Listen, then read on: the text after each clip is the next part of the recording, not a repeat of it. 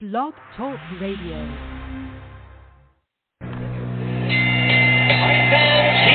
we go with the main event of the evening. Ladies and gentlemen in attendance, boxing fans joining us around the world. It's time for the bout you've all been waiting for. Finally, it is showtime. Here, man, we dedicate our life to this sport. We do thousands of sit-ups in camp. We run hundreds of miles, for the ones that take it serious. And we just dedicate ourselves fully to our craft, man. We watch tape. We attitude, we rooting, and we go into that fight just to land on the line.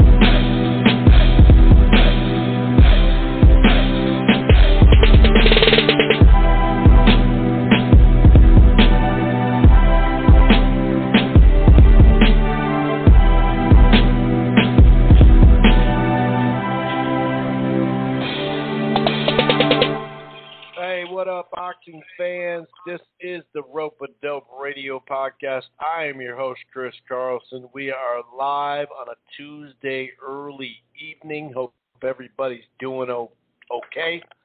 Okay in their normal lives, obviously. But as a boxing fan, man almighty, golly, man, just getting the news not long ago that Errol Spence Jr. was diagnosed with a torn retina in the lead up, the health inspection on it. Well, health inspection. Yeah, I mean, it kind of is that, right? But obviously, you feel for him, So a torn retina, you wonder, did that happen in sparring then? Thank God they found it. Did it happen, has he had it for a little bit? All these things kind of go through my head. Did it happen in the Garcia fight and they just missed it in the post-op? He will be having an operation on that eye, I believe tomorrow. Flying back to Texas. It just sucks, man. First and foremost, I do want to say I really hope that we see, Spence come back stronger than ever off of this injury. Because, who knows how serious, how torn it was. We're going to find out a little bit more information at some point here. But, man, that's scary.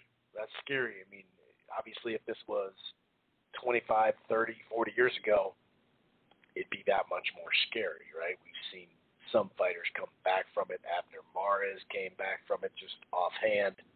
But, yeah, you never know. So you hope the best, for Spence. On the flip side of that, the replacement opponent is your Dennis Ugas. And as a boxing fan, like I said, I feel bad for Spence. I hope he recovers. But looking at it from the Ugas side, he's been calling for a big fight. He's definitely deserved a big fight. He got that Porter fight where probably could have been a draw. I did feel like both of the fighters kind of left something in the ring that night. I thought they both could have performed a little better. But either way, Ugas has been looking for a big fight. He thought he had the Spence fight lined up until the Spence fight got made, and here we are. This is the world of boxing. So I'm really happy for Ugas. You know what I mean? I'm very happy for Ugas. Pac Ugas, still a solid fight. I mean, if they would have, let's say they would have said, well, Pac wants one more, wants a fight because he's been off for over 2 years and he fought Ugas. I think that would be a pretty damn good fight. I'll say that. But it just sucks. There's just no way around it. If March was very good month for boxing. April was better than expected, or at least on paper. May and parts of June were phenomenal. And then, we had some good action. I mean, we had a very competitive fight with Castaño and Charlo in July, but obviously the buzzkill, it just kind of wanted it to happen with the trilogy, with Fury and Wilder, to kind of just get that done with, in a sense. No matter who wins, it would have been right? And so we figured, okay, well, the next couple of weeks we're trying to get through it, yada, yada, yada. And here we are, not even 2 weeks away from what was a big, big fight that so many people were excited about. The casuals were involved in this one. The ticket sales were doing damn good. It just sucks, man.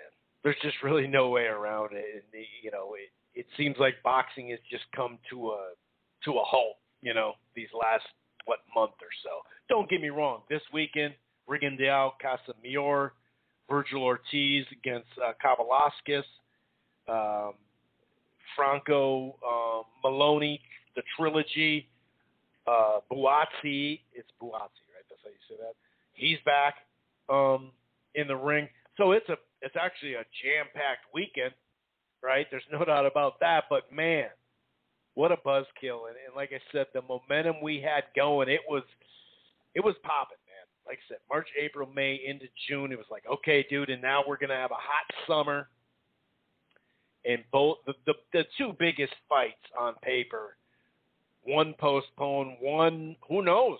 It really mattered. I think it kind of mattered. Well, it kind of matters with Spence, obviously, how long rehab gonna take him after the surgery. Knock on wood that it goes well. We don't know where Pacquiao's at.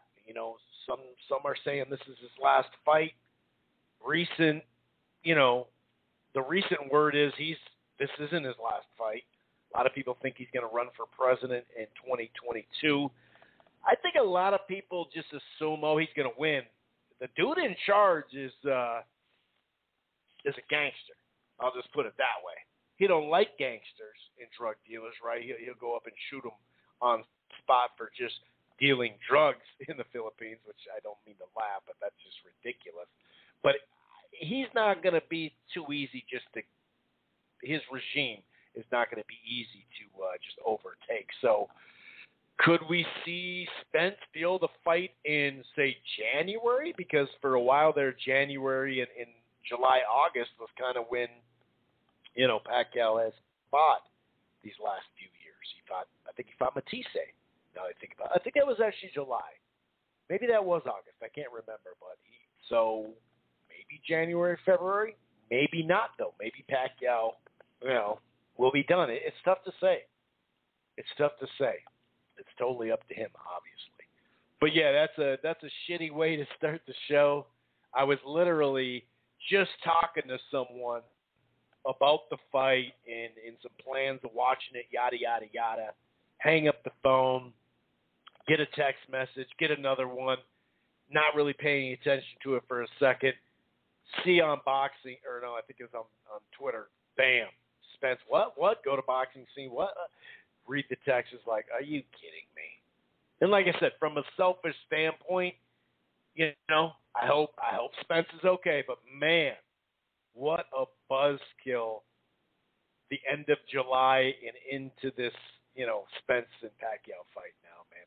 That's rough, dude. That just sucks, man. Oh, man. And then, the buzzkill of Canelo Alvarez and Plant not happening.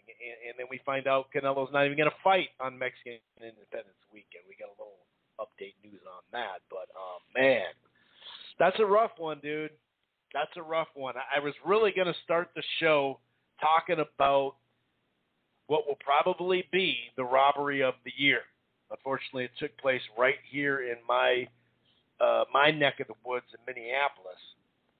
Mindianapolis, a lot of people say it. Yeah, you ever go to Indianapolis or Mindianapolis? How do you say that? It's Minneapolis. Anyway, golly. Michael Fox just got robbed in broad daylight. I mean, he was on Fox, right? So it was on national TV, just got robbed. So you think, all right, that was a shitty decision. Just a horrible decision. Clearly Fox won, right? So that's bad enough. Then you see some more information coming out about one of the judges, especially one of those just horrendous scorecard judges, right? You find out that person's on Twitter, not just ignorance, but straight up racist. So did he ever really have, a chance to win that fight beyond just knocking him out? Nope. And it's not like Fox. Well, let's not even go there because you can't be relied upon or depended upon, I should say, to stop somebody, and that's the only way you're going to win a fight. But, there's some sort of tie there as well, not just the judge being ignorant and racist on Twitter. I think that person has canceled, I guess they've been canceled. No, for good reason, though, right? But I think they shut down their Twitter. They deleted their Twitter account. But, wow, dude. They better order that rematch. I don't know if it's officially been, ordered. It sounds like they're gonna do it. They're gonna, order that. It's just like, damn, were you trying to get that dude to fight in Minneapolis against Jamal James, like for his next fight too? Was it just like you just had to do it? I mean, that was like I said, it's gonna be tough. It's gonna be tough to top that robbery. Anyway, we will talk a little bit about last weekend, a variety of fights that we'll go over. Kid Gallahan, by the way, looked damn good. Ebony Bridges calling out for a rematch. Like I said, BBC on Fox. The main event actually looked like it was going to be a fun, just good TV fight. The crowd actually, who had kind of been dead, and that's saying something at the Armory. Usually you hear the Armory crowd, but the first two fights just didn't have a lot of action. The second fight didn't have a lot of two-way action, or at least that's what we thought sitting at home. But yeah, we'll talk all about that. But like I said, the main event got cut short, unfortunately. It did look like it was going to be at least a fun fight to watch. But yeah, definitely a bummer. But this year, it's just stop and start. Hurry up and wait. It's like we're filming a movie, right? Hurry up, hurry up, hurry up. All right, we're going to wait. We're going to shoot in 90 minutes. Like it's just this run of, that fight's off.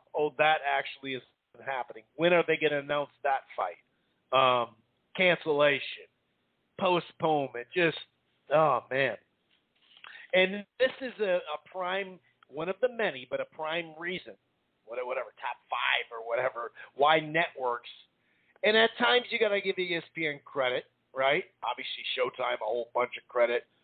And also Fox, they really know how to promote their fights. We definitely have given them a whole lot of, credit for how they promote fights, and they'll run commercials way out, right? But this is a prime example of why boxing is a tough sell for, one network to just go all in because of these postponements, and you just don't know. It's an individual sport. It's not a team sport. You don't really have many tournaments. The show must go on, but wow, sure, Ugas is going to be cheaper than Spence, right? But it just sucks, dude. There's nothing you can do about it. I mean, the COVID thing, if now that we know Tyson Fury's camp and the lack of any kind of protocol in his camp, there is no excuse for that. I know Tyson Fury fans didn't like me saying that. I'm a Tyson Fury fan, but I'm not a fanboy, right? And that was ridiculous when you found out that sparring partners were coming into camp without getting tested and bringing their buddies. You know what I mean? Like, what? Huh? But it's frustrating. That's frustrating in general. But man almighty, damn, dude. Damn. This one sucks, man. And obviously, what are you going to get mad at, Spence for tearing his retina? Thank God they caught the damn thing, because you don't want to go into any kind of fight with that. No, you don't want to go in with that kind of injury. But you especially don't want to go in there, there with lightning quick Manny Pacquiao. That's just for sure, in the accuracy of him. So let's hope that he makes a full recovery. But like I said, we will do some recap. It's actually been, a week now? Yeah, because I think it was last Tuesday with that Versus card, or the Triller card. Which, by the way, the difference on this one, a couple of differences.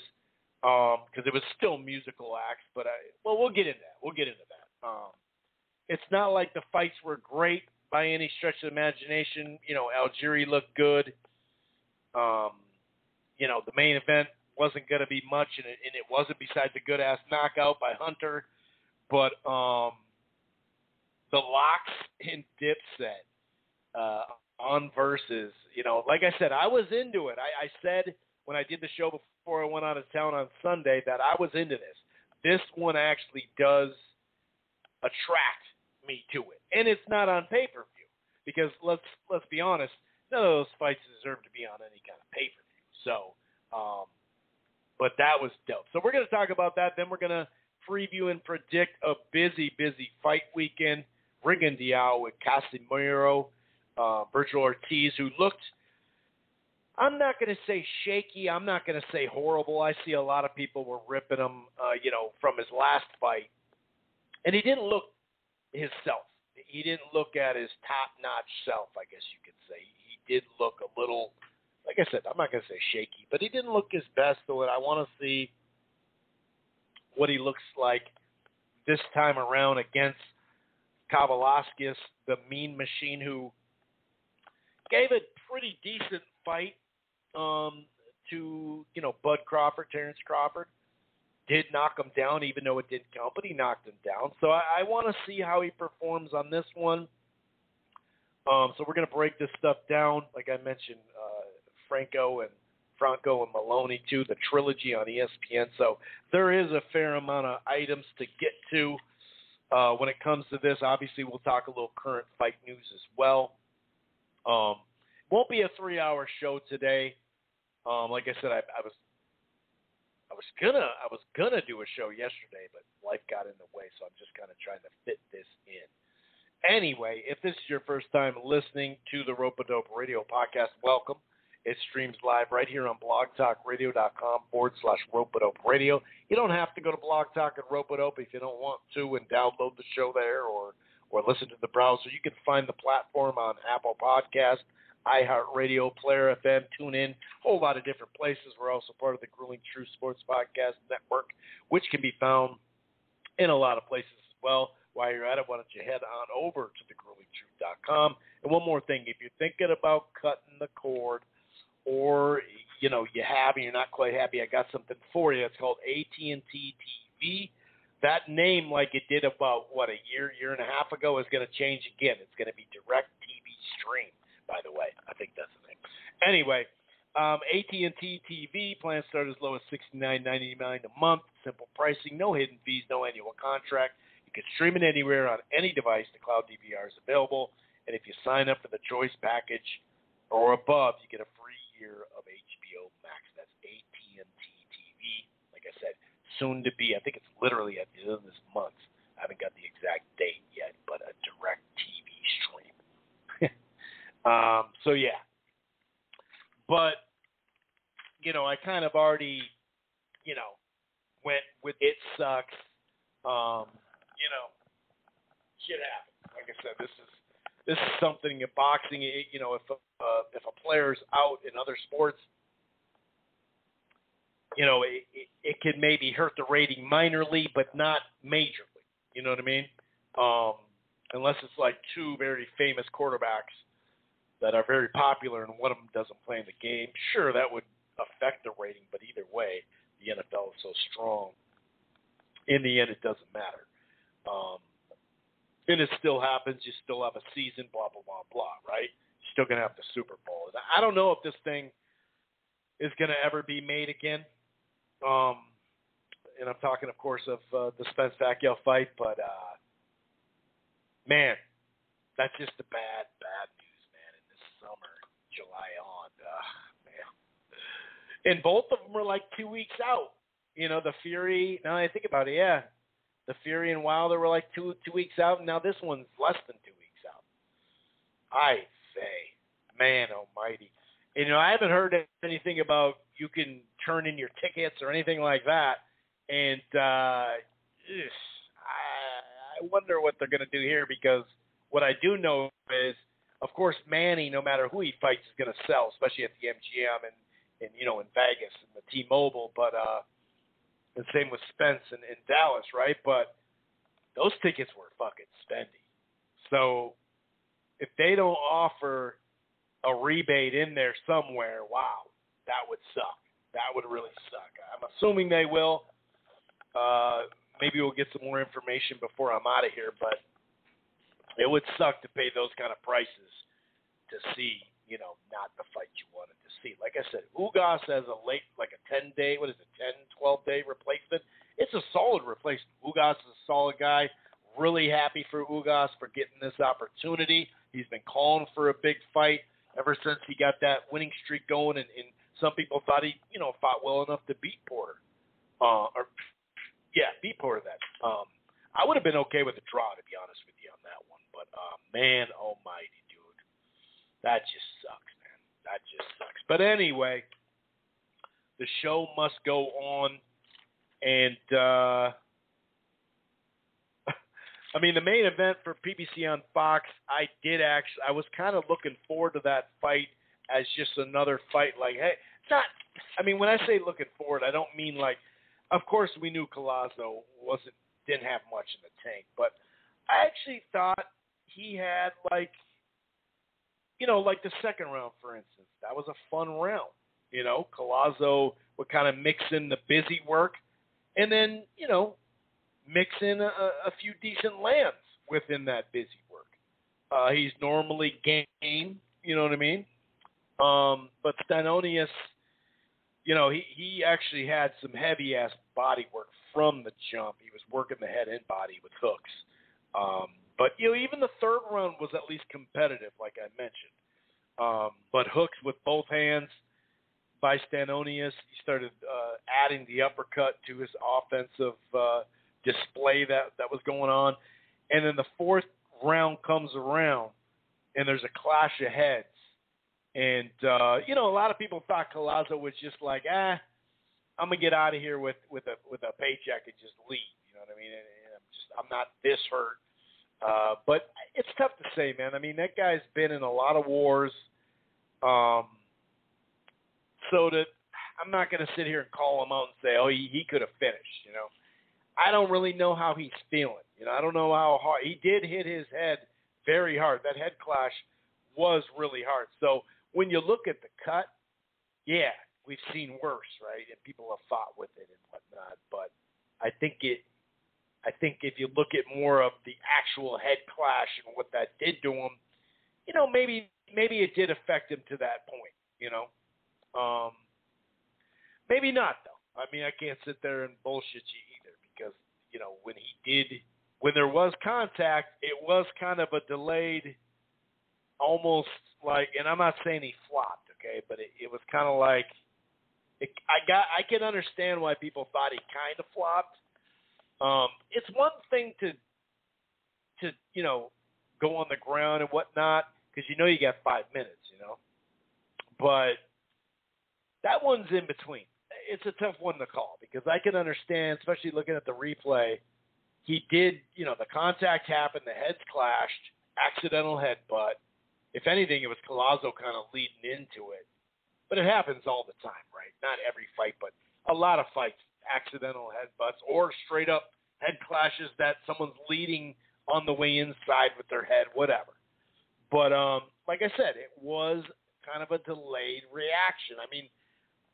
Another thing you got to think about is when you're looking at it in slow motion, so that delayed reaction can look that much more delayed, right? So I guess it just sucked. It was like, dude, because that was kind of a fun fight because otherwise there wasn't a lot of two-way action, although that one judge thought it was. But, I don't know. It was just a bummer. It was a bummer that Collazo's last fight, if in fact that is his last fight, goes out like that. And like I said, to me it was a fun fight to watch, just a TV fight, it was like, okay, Casimero, Castaños, did I just do that? I did that, didn't I? Collazo. Like I said, I thought he was doing some good work. He was making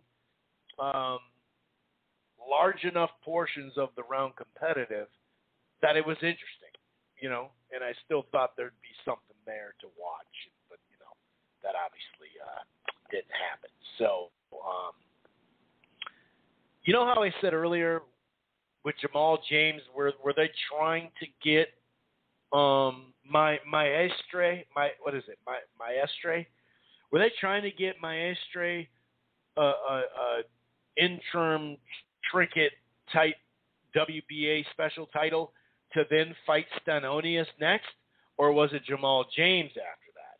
You know, I wonder, because they put him on the same card. You know, I don't know. It just seems shaky. But anyway, well, before I get into the robbery, Alexander came back against Santa Maria. You know, Alexander a couple of years ago looked washed, right? And he didn't look that much. He looked pretty bad. It was like, didn't they have to change the weight too? I think they had to change the weight. I think they made it 154, but they had to like redo the contract to 154. But Alexander was either missed weight or was gonna miss weight, one of the two. And smart on Santa Maria though. I mean, he got the win. He won a competitive fight. I'm not saying it wasn't. You know, it was just slow. To be honest with you, it was just really slow. Maybe Alexander, you know, I gave him the first round. He landed a few jabs, maybe the late land that Santa Maria had. Maybe that stole the round. Second round, to me, there was like a nice left hook by Alexander, but I think there was two or three clean right hands by Santa Maria, and that was enough to win the round for me anyway. Third round, you know, I think Santa Maria had the body work, but competitive. It was competitive. It was a close round, I'd say. There's a few nice lands by Alexander. Alexander just got into this. He just fought basically at the same pace the whole time, and it wasn't necessarily a good one. Whereas Santa Maria, you know, of what we've seen of him late coming into this fight, I actually liked how he mixed up his whole game plan. So I actually thought he was moving pretty decently and using some of the ring and not just going in there to try to, you know, terrorize him and try to, you know, knock him out or whatever. Fifth round was really slow. You could give that one to Alexander. The eighth round, you know, I thought Alexander finally was like giving us good head movement with some offense in that round. But overall, you know, 3 or 4, like in the sixth round, 3 or 4 clean right hands again, and then a nice uppercut. You know, it was like he was just doing enough to get it done. I had it like 6-4, 7-3, something like that. I had it 6-4 though for Santa Maria. I couldn't really see a draw, to be honest with you. 2 scorecards had it 98-92, and one had it 97-93. I definitely closer to 7-3 than I am any kind of draw or even 5-4-1 or whatever. But yeah, I mean, I don't know. It was just the fight. There was just something missing in the fight. It just, you know, a good performance, sturdy performance by Santa Maria. Like I said, he did show me something else, which I can appreciate. You know, he did use distance pretty well, and so he kind of made Alexander the come-forward fighter for a lot of that fight, and he wasn't comfortable with that. And like I said, he was already washed. You know what I mean? So even in the fight that he got stopped in, he was still looking a lot better than he did that night. He's done. He's done. But a good win though by Santa Maria. Like I said, I'm happy now. He's had, you know, some good performances, kind of out of nowhere. You know what I mean? So that's good for him. I like that. But yeah, I mean, obviously, you know, I mean, when you look at this Michael Fox and Maestre, was it Maestre? I mean, Goosen was actually talking about he termed it the skin job on his gloves even before the fight started. And, the first round was competitive. I actually gave Maestre that one. I thought he landed a few bigger shots. A couple body punches is actually what won him that round. But there's really not many you can do past that. I mean, I'm not saying that you can't give him something, but, I mean, you can't give him much. I'll tell you that. Second round, just a flush, clean left hook. By Fox, dropped him, so it was a 10-8 round. I'll say this. Maestro did get up and had some moments in that round, but Fox kind of, was just jabbing him to death, You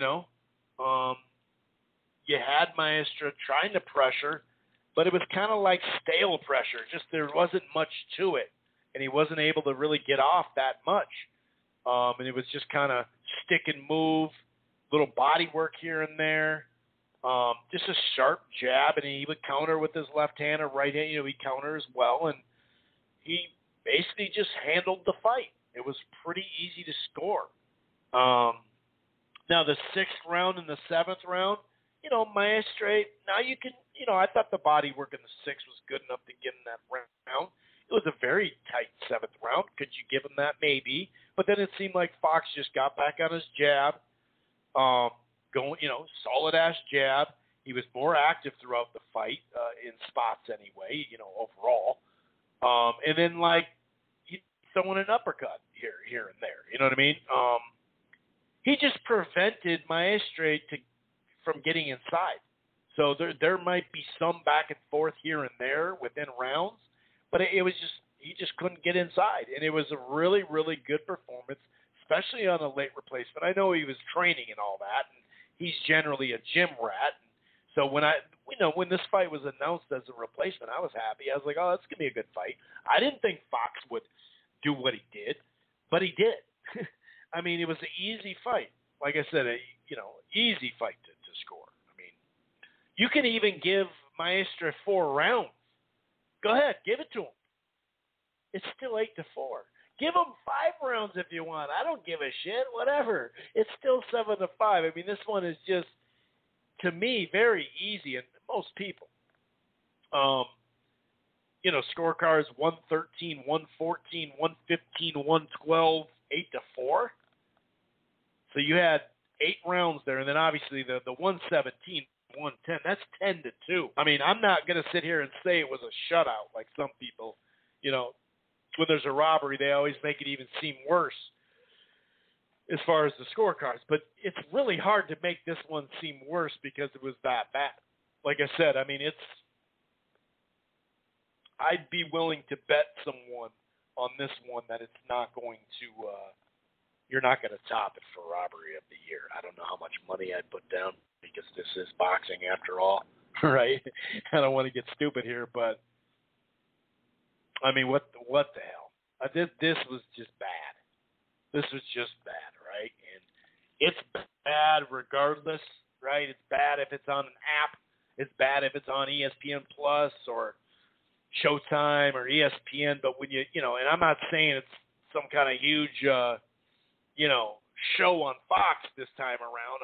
I didn't even see the rating. I'm sure it was pretty mediocre, but I mean, what in the hell? I'm actually getting phone calls as we speak. Sorry, Patrick, doing a live show, but that's actually somebody I was talking to earlier today, too. I talked to 3 different people about the Pacquiao-Spence fight before I even knew that it was done.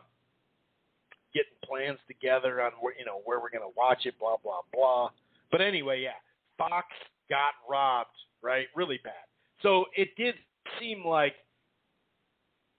they were going to work this out where Maestre was going to, fight Stanonius for interim trinket? Is that what they were trying to line up? Because I know I said earlier maybe it was Jamal James in his next fight they were going to try to line that up. But they had him on the same card, so it's just, this one was bad, dude. There's bad scorecards in a tight fight. That happens way too many times, right? That's something to complain about, but I don't really go and call those robberies,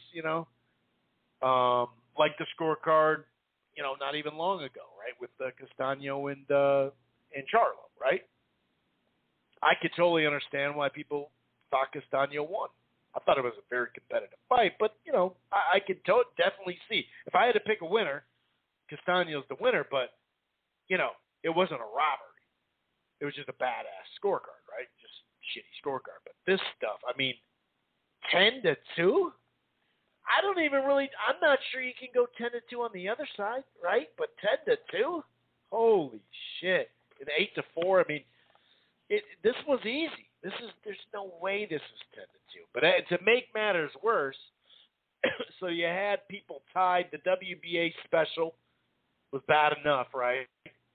And then you had some ties with the judges in Venezuela. And this dude's from Venezuela, and they're based there, and that type of stuff. But then the judge, now the Twitter account is deleted, but the judge, straight up beyond ignorant, straight up racist shit on the Twitter. Clearly, it was like, and even Fox was saying, like, so I never really had a chance in this one. And how could you say he could? You know what I mean? When you read some of those tweets, just oh my God, just horrendous. It's like, wow, dude.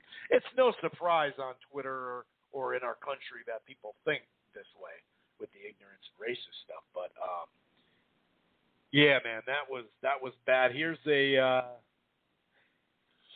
message from the WBA. The review of the fight was ordered immediately. Ooh, based on preliminary scorecards received in a direct. Okay, so scorecards received indicates a direct rematch could be ordered. The judges, who were also accepted by the Minnesota Commission, will be interviewed individually. That's what they're going with. And much like, from time to time, when it's this horrendous, right? Yeah, I like to, back in the day, it would be sending letters. You can make phone calls, obviously emails. You can email the Office of Combative Sports Minnesota. The Office of Combative Sports Minnesota. Okay?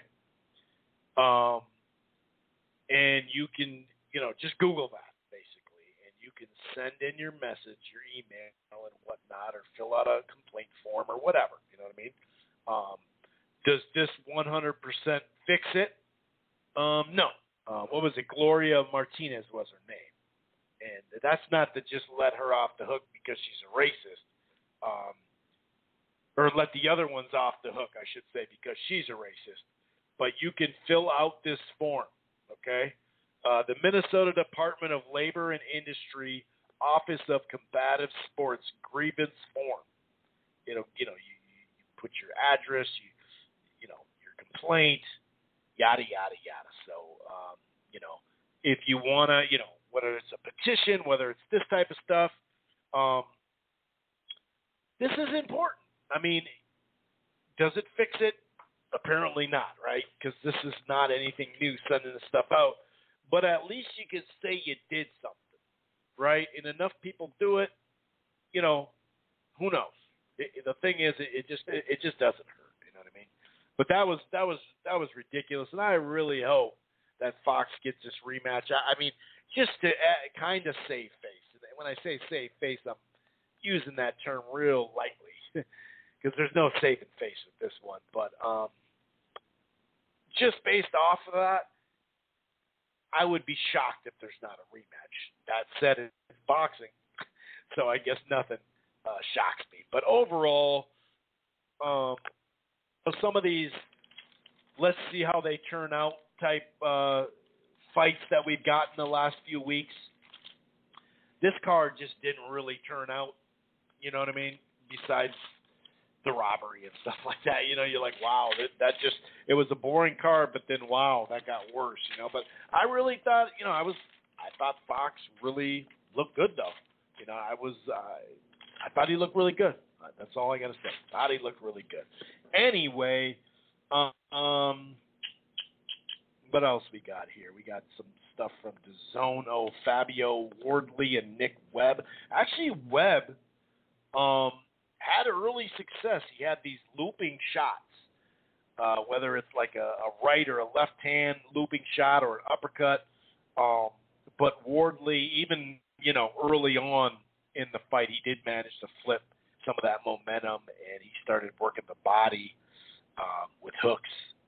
The body and head with hooks, really, and it was a TKO. A lot of people were saying it was an early stoppage, and I get that, but we'll see where Fabio goes. But Webb did, like I said, have some success early, but it didn't last. Babic and Bennett. This was actually just a great, what they used to say, slobber knocker, right? Two big dudes going at it. Babic even said after, they call him the Savage, right? That he said, I wasn't ready for all that. I got to admit, I didn't see that fight coming that way. And right off the bat, I mean, I did think like Babic landed the better shots even in the first round there, but there were several exchanges. And even in the second round, Babic kind of early and late did probably enough, right? But just those looping punches by Bennett. And, by the second or third round, he already looked tired. Both of them look a little tired at times. And Babic would kind of start well and kind of sizzle out a little bit. Bennett would flurry and then kind of start gassing, but then they kind of, Babic would fire back. And so it was a fun fight. Babic in the fifth round was landing hooks with both hands, several hard right hands by Babic, and wasn't able to answer the bell. What would that have been, the sixth round bell or the fifth round bell? I can't remember, but I think it was the sixth round bell. So fun fight, though, very entertaining. And then Kid Gallahan and Dickens. Gallahan, I mean, the first, 8 or 9 rounds, the jab, the combination, just outclassing him, outworking him. It wasn't just the jab. He started throwing really nice hooks and uppercuts as well.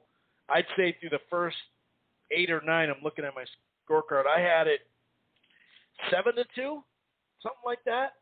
And more, as the rounds wore on, more and more Dickens' eyes started swelling up pretty majorly. I think it was the ninth or 10th. I think it was the 10th round where there was a deduction, a low blow deduction on Galahad. But between the damage, the eye damage, and just the punishment in general, in the 11th round, Gallahan scored the TKO. And just look at jabs, right? I mean, copy box, whatever, but 122 to 25 jabs alone. So that was a great performance. He looked about as good as I've seen him. Looked damn good, no doubt about it. So really great performance. It'll be interesting to see if he can put some more of those together. And also, we had another WBA special. I forgot about that. We had an interim WBA for that Michael Conlon and TJ Doheny.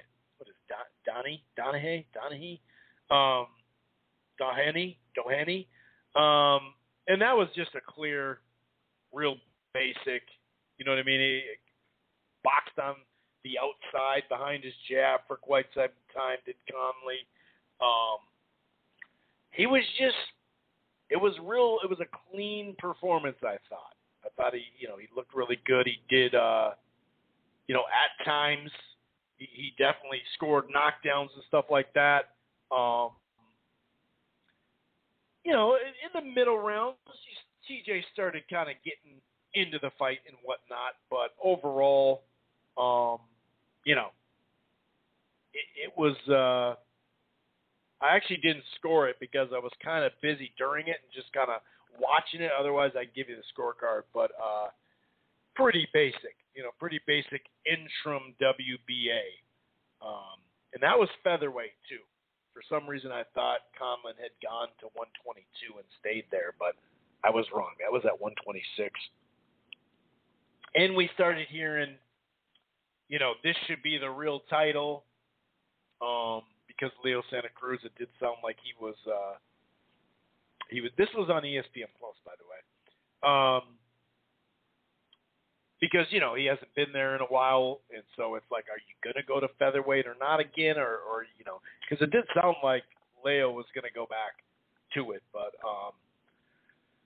it was a clean win. What were the scorecards, actually? I think I wrote that down, maybe not. Oh, yeah, 116, 111, 2, and then 119, 108. So, good win. But I think it was he hurt him with like a left to the body, I believe.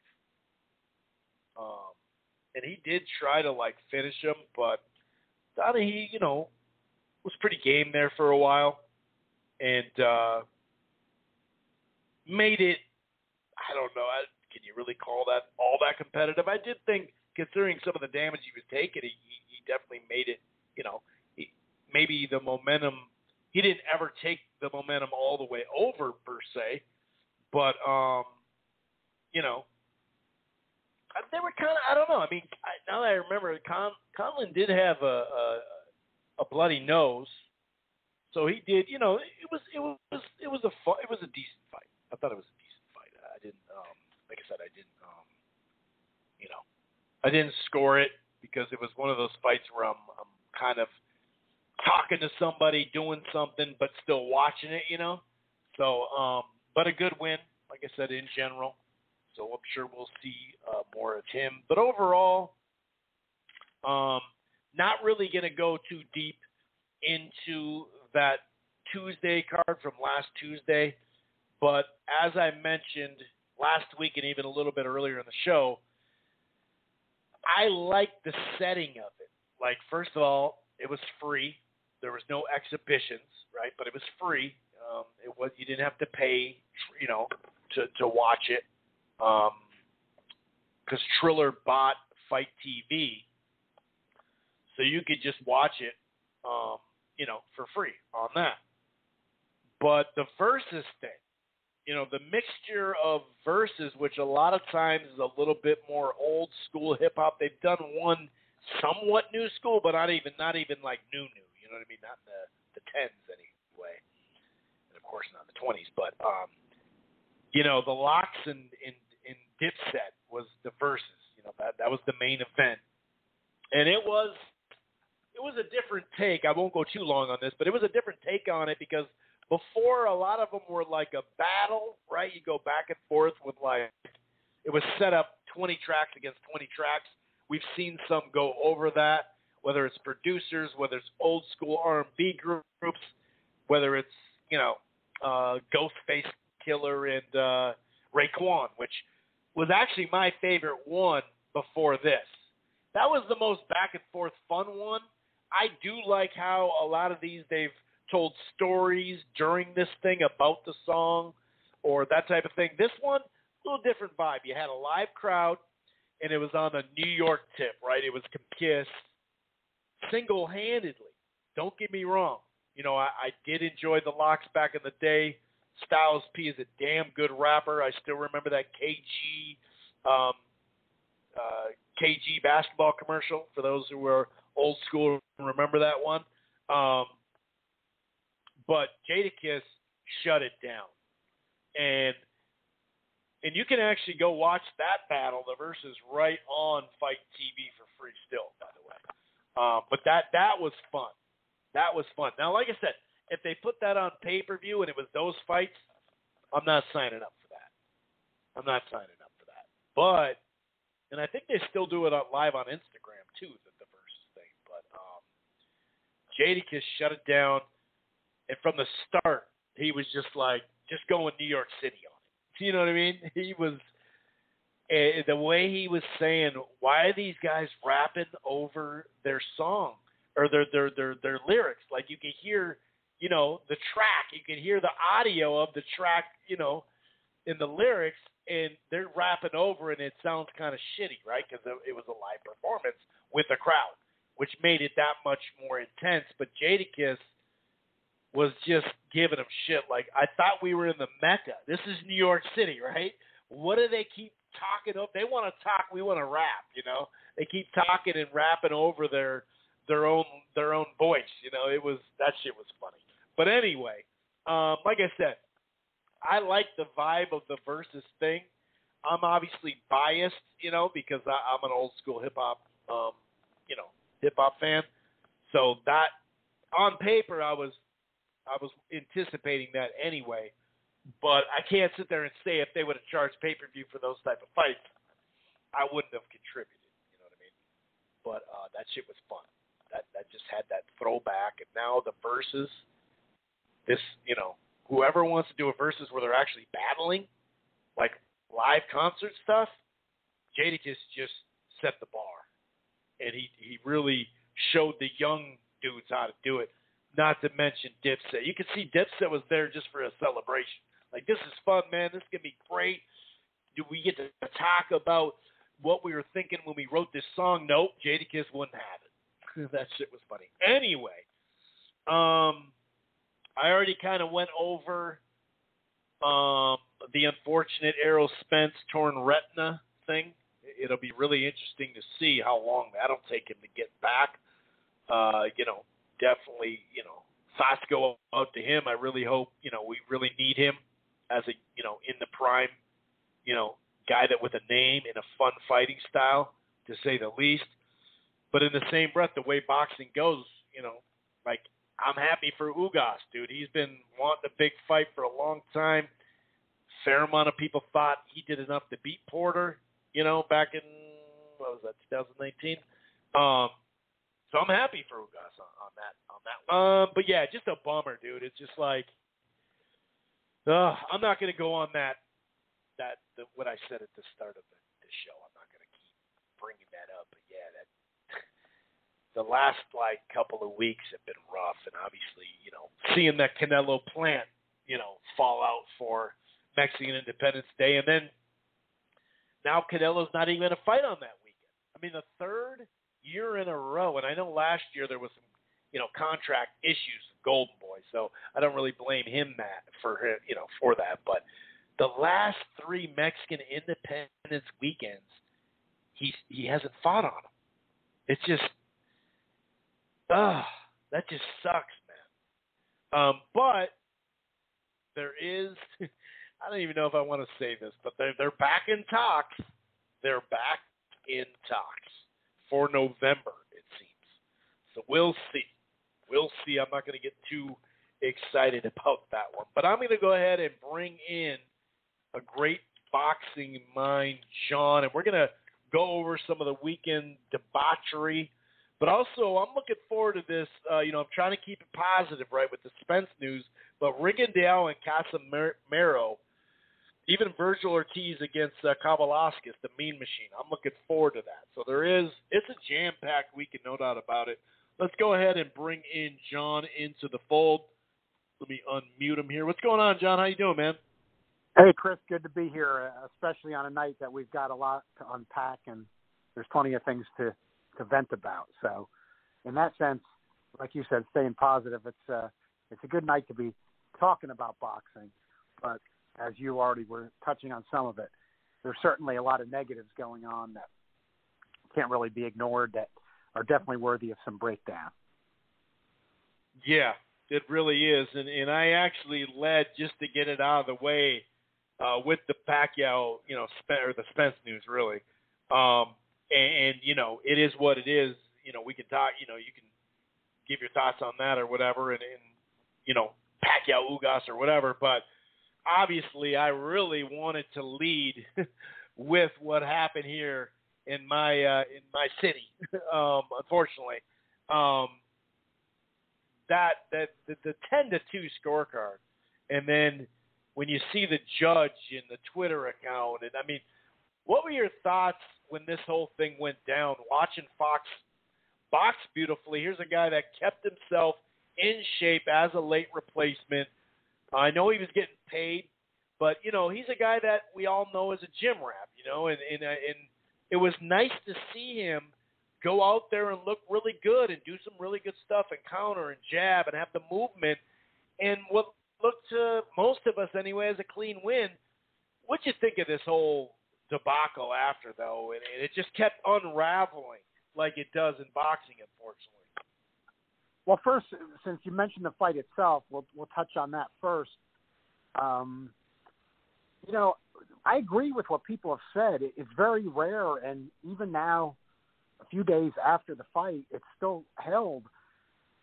I mean, nobody, and usually that's the biggest overstatement in the world, and I'm the first to say it, but that's what I mean. It's not on this one. I mean, nobody thought Maestre won except the three judges. I didn't. I was actually one of the people that watching the fight, and I watched it as it happened. I mean, I thought it could have been a 10-2 for Fox easily.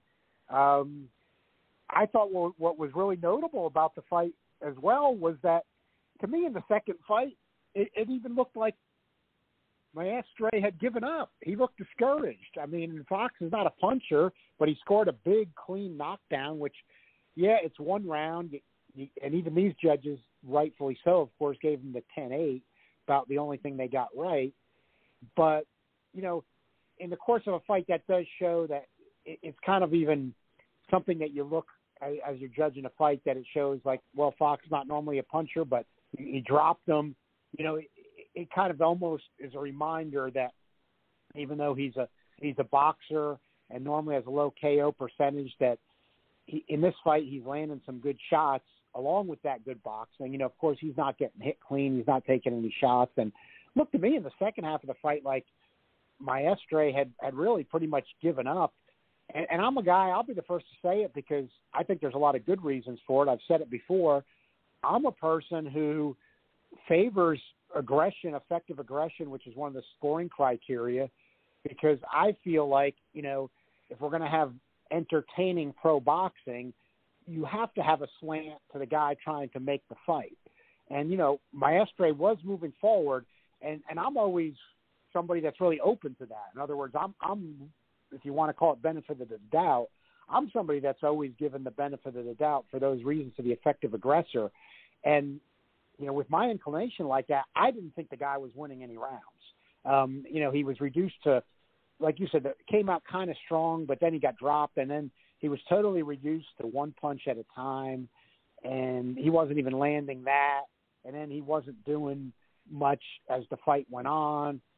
You know, Fox kept working, but I think understandably he pretty much thought he had it in the bag, but he kept boxing well the whole fight.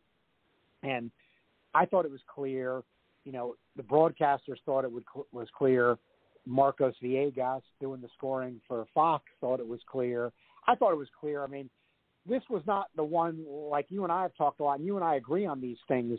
What made this one so unusual is this was not like, I think a lot of times when people cry robbery, outrage, that one scorecard ruined it, they're not really being fair for the reasons you and I have talked in the past, that if you have a very competitive fight and 10 rounds are close, but a judge legitimately doing his or her job says, hey, one guy won all 10 of those rounds, you can have a wide scorecard in a very, very competitive fight if you just keep giving the close rounds to one guy. What I'm saying is, I didn't think there were close rounds in this one. I mean, I just thought Fox was clearly winning almost all these rounds, and you know there was no doubt, and then everybody who watched it seemed to think there was no doubt. I mean, you know, it wasn't one of those deals either. Like even people overseas who saw it, you know, they weren't interpreting it like the people watching in the U.S. had a U.S. bias against this Venezuelan fighter. You know, it was the opposite. Right. It was just, it seemed like everybody agreed. So that's my take on the fight itself. Now, one thing that I learned immediately after the fight, normally I always used to watch this kind of stuff very closely before the fight. And then, you know, I knew there was years that they had gotten away from it, and it might have slipped by me with all these WBA interim belts and WBC franchise and WBC interim, that commissions, and this is where you could maybe fill me in on Minnesota, Chris. I thought of you immediately after this fight for that reason when I found it out. Because, of course, you do it before the fight and they announce these things, but really on this card, I wasn't paying that much attention until immediately after the fight ended, where I realized then that Minnesota had let the WBA pick the judges. And, you know, there were a lot of strong commissions in many years, you know, that as the alphabets got worse and worse, and this goes back to your golden age of boxing, which you really can call it in the early 80s and stuff, but, where then some commissions were like, when it got ridiculous after a while with these judges who were incompetent and, the corruption, that, they're not going to let the WBA come in and just come up with 3 judges or, the WBC. And, right. Apparently the WBA, because on a stupid, because there's no, for lack of a better word, there's no reason to call it anything else, for a stupid WBA interim belt, you can't be a commission and Minnesota's been having fights lately. Maybe, we know PBC's been bringing them in, but you can't have the WBA going to a credible boxing commission. We're coming in with 3 judges, or we're coming in with judges, or we want a judge from here or there. That's how you used to get these crazy robberies in the past a lot of times. Like you and I have agreed, it doesn't mean all boxing commissions are perfect. It doesn't mean there's never been any corruption in the United States, but you still got to look at better structures and systems compared to others. And even with all their flaws, still, the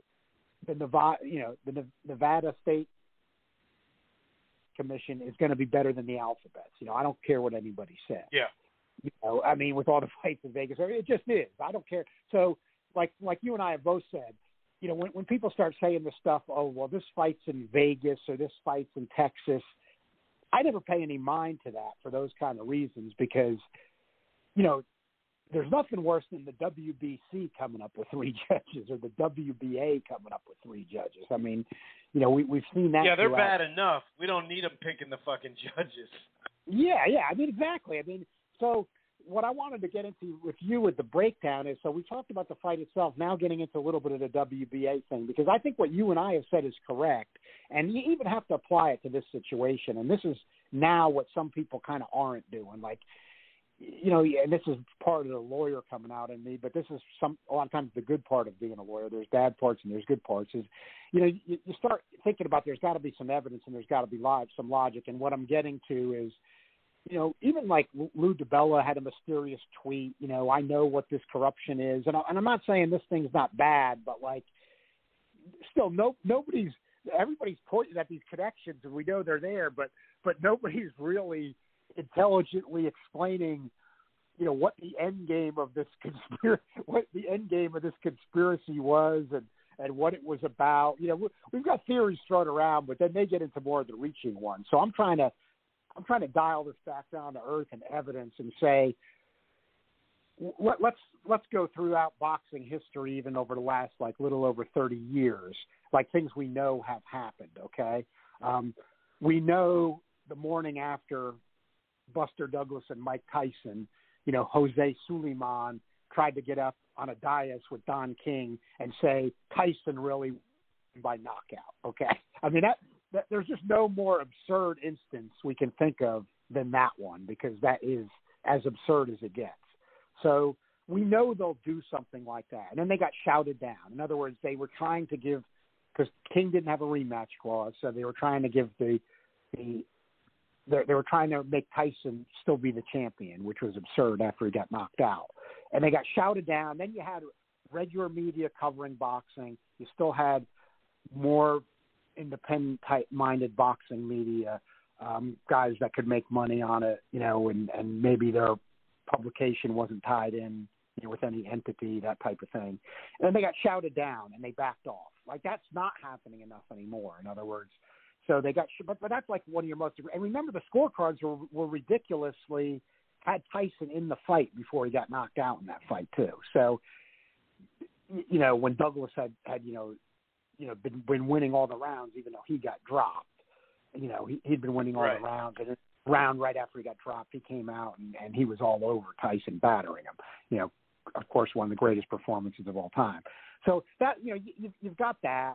And then the one blemish on the rings, the big blemish on the rings legacy to prove nobody's perfect. Not saying they are perfect, but still, it's better than the Alphabets. And I'm not putting them with the Alphabets, but just that these things happen. We know King had that USBA scandal then in the late 70s when he was having a USBA tournament on ABC. And this is the credit to the fans of the era, though. that's what King bribed the Ring ratings panel to fix, because this is what you give the fans of the era credit. The tournament was being based on the Ring ratings, not any Alphabet ratings, because the fans knew to look at that and not the Alphabets back then. But then King went and tried to fix the Ring ratings. So, these are things that we know happened. We know we had Aram testifying about paying people in one of those Alphabet trials some years ago. So we know stuff like this has happened. A lot of this with the Alphabets. Okay, we know the WBO has in its charter, so this is open, that ratings are based in part on what the TV networks want. Okay, so that's just a fact. So we're getting into facts. Why I'm saying all this is, it would seem that the facts. Let's face it. It's not like Maestre is gonna really necessarily rake in that much money, but he would make. It's where this is kind of where you get to the crux of the Alphabets. This is what I'm trying to get to, is where I think you can tie it to more logical what they've done in the past. You look at their ratings. We know their ratings are terrible, okay? And we know that certain promoters with connections get benefits in the ratings. So this is the part where I think you got evidence.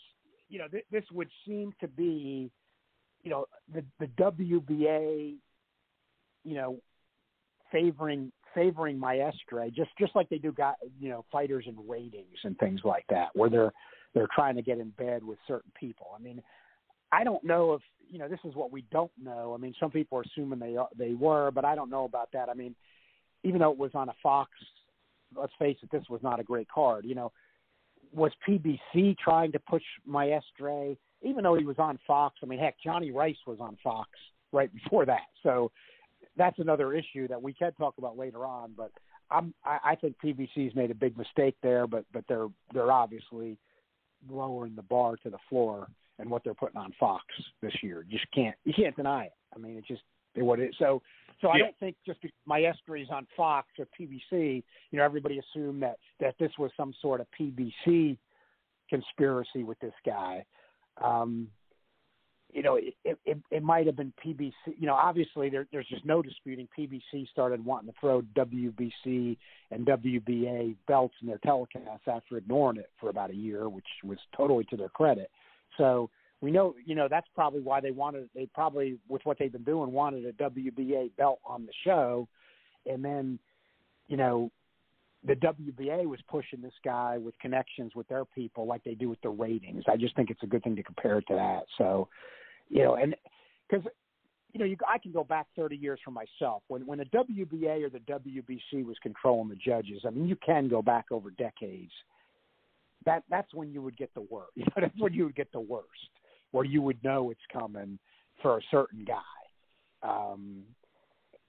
More than anybody, when they say this is the fights in Vegas or the fights in Texas, you and I both agree that's when people get some crazy conspiracy theories that don't really make sense. But this stuff, we know all you got to do is look at their ratings. So this is not imagining things, because there's nothing logical about those ratings. You and I we all can agree on that. Yeah. So that's what I'm kind of getting to, is we know they'll do it with the ratings. So, this had one of their plastic belts on the line, and then that's when those connections coming in. So, the WBA had some people that obviously liked this guy or were connected with his people, and Mendoza himself throwing it out there, being kind of bold, but he might not be totally wrong. As corrupt overall as these organizations are, I guess would this be an evidence when somebody was getting straight out paid to do this? You're going to have Maestre win, we're going to pay you to do that. I don't know. I don't know if it would go quite that far. It right. Just seems like. Yeah, because what's the end game, like you said? What's really the end? Is it worth that kind of risk just for him to get beat in the next fight? Yeah, it's got to be worth the risk. You got to say this is where it would matter. But this isn't the case now. Let's say this was 10 years ago, and Manny Pacquiao was guaranteed to to bring in 1 million PPVs pretty much whenever he's fighting or something like that. I mean, I'm not saying that was exactly the case, but my point. Like, and then Maestre was going to fight Pacquiao after this fight, and it was set or something like that. I mean, then you're talking about dollars. Then you're talking about dollars the guy's going to get. That maybe you would think the end game they might take more risk, but it's hard to Maestre fighting Michael Fox for a WBA interim belt. I mean, it's kind of hard to say that there was a lot of pay going on for this Saturday Night Fox card that PBC, let's face it, was not even trying hard on. That does seem to be a bit of a stretch. It seems like. And let's face it, like you pointed out, and it was good that this was uncovered, but the one judge does appear to be a racist who had the worst scorecard. I mean, that's a bias, but that's different than being paid. That's different than being paid to score for Maestre. I mean, like when you have the conspiracy theory and you're investigating, you got to have a theory you're operating on. I mean, which is it? Is she a racist? Like, just because she's bad in a lot of ways, I mean, is she a racist? Yes, she appears to be a racist, but is that why she did it, or did she do it because the WBA paid her? I mean, you got to make up your mind what this conspiracy is about. I think it's probably a big bias, like we're saying, like the ratings where, there are favors with these ratings. We know that, and probably not set, but it's probably back scratching of each other and they're going to do it. I'm not saying it wasn't that here. I'm sure it probably was with this Maestre and his people, but I don't know if this was some kind of a straight pay deal where these judges got bribed. Now, the New York Post years back, again, when you had actual boxing media, when there were some controversial cards in New York and New Jersey, I mean, this theory could be true. This is more of the bias theory, that their theory was, because they were trying to make sense with it, that, the judges knew that promoters were paying their expenses and things like that, and that they had gotten to like that, and they knew, they wanted certain promoters to keep bringing them out to fights and paying the expenses, that type of thing. So I can buy these bias type things. When people say like the straight corruption, I mean, there's a lot of risk for some of these things. There's not much gain. So it's not that you're trusting their morals, but you got to use logical. I would think that this was probably a big bias situation where they're doing favors for certain people, certain promoters, certain management, and it was just a big bias in favor of Maestre. And to me, in the U.S., I just don't think any commission should be, agreeing on alphabet appointed officials. Yeah, no doubt about it. And just a little bit of background on the Minnesota Commission, just in general, the Athletic Commission and Combative Sports Commission. For a chunk of decades, I guess you could say, Minnesota was a place where you could kind of go get a W regardless. It wasn't, right. I'm not saying it was like extra shady, but it did. Former independent governor Jesse Ventura in 2001 did disband the commission. It got under Tim Pawlenty in 2006. It got back up and running and has been pretty strong since then. Mendez did have an issue a chunk of years ago, and he did get a rematch. That happened here actually on Friday Night Fights on ESPN. I think that was like 2013 or something, maybe 2014. So to be straight up, it's not – well, obviously if they're allowing that selection to happen off the WBA, that's shaky as hell. And maybe we just, because we haven't had this type of robbery here yet, it hasn't been exploited. And how many times do they do this? And that's something that I now will start to look into. But let's just say this. It's not a athletic commission that's been strong since the 30s. You know what I mean? It definitely it had its issues back in the day, and we're talking way back in the day. But it was an active town, obviously, as we see, Sugar Ray Robinson fought here. Joe Louis fought an exhibition here. Henry Armstrong fought here. So it definitely has a fan base and all that. I know just in the Armory, side note, boxing and old school wrestling, which was more real, used to do huge numbers beyond the Minneapolis Lakers. But 2001, Ventura did actually disband the commission, and that was Scott Ledoux was part of that, and he was part of the new stuff too, and he did help usher in a new quotations in the air era of boxing in Minnesota. So whatever that's worth.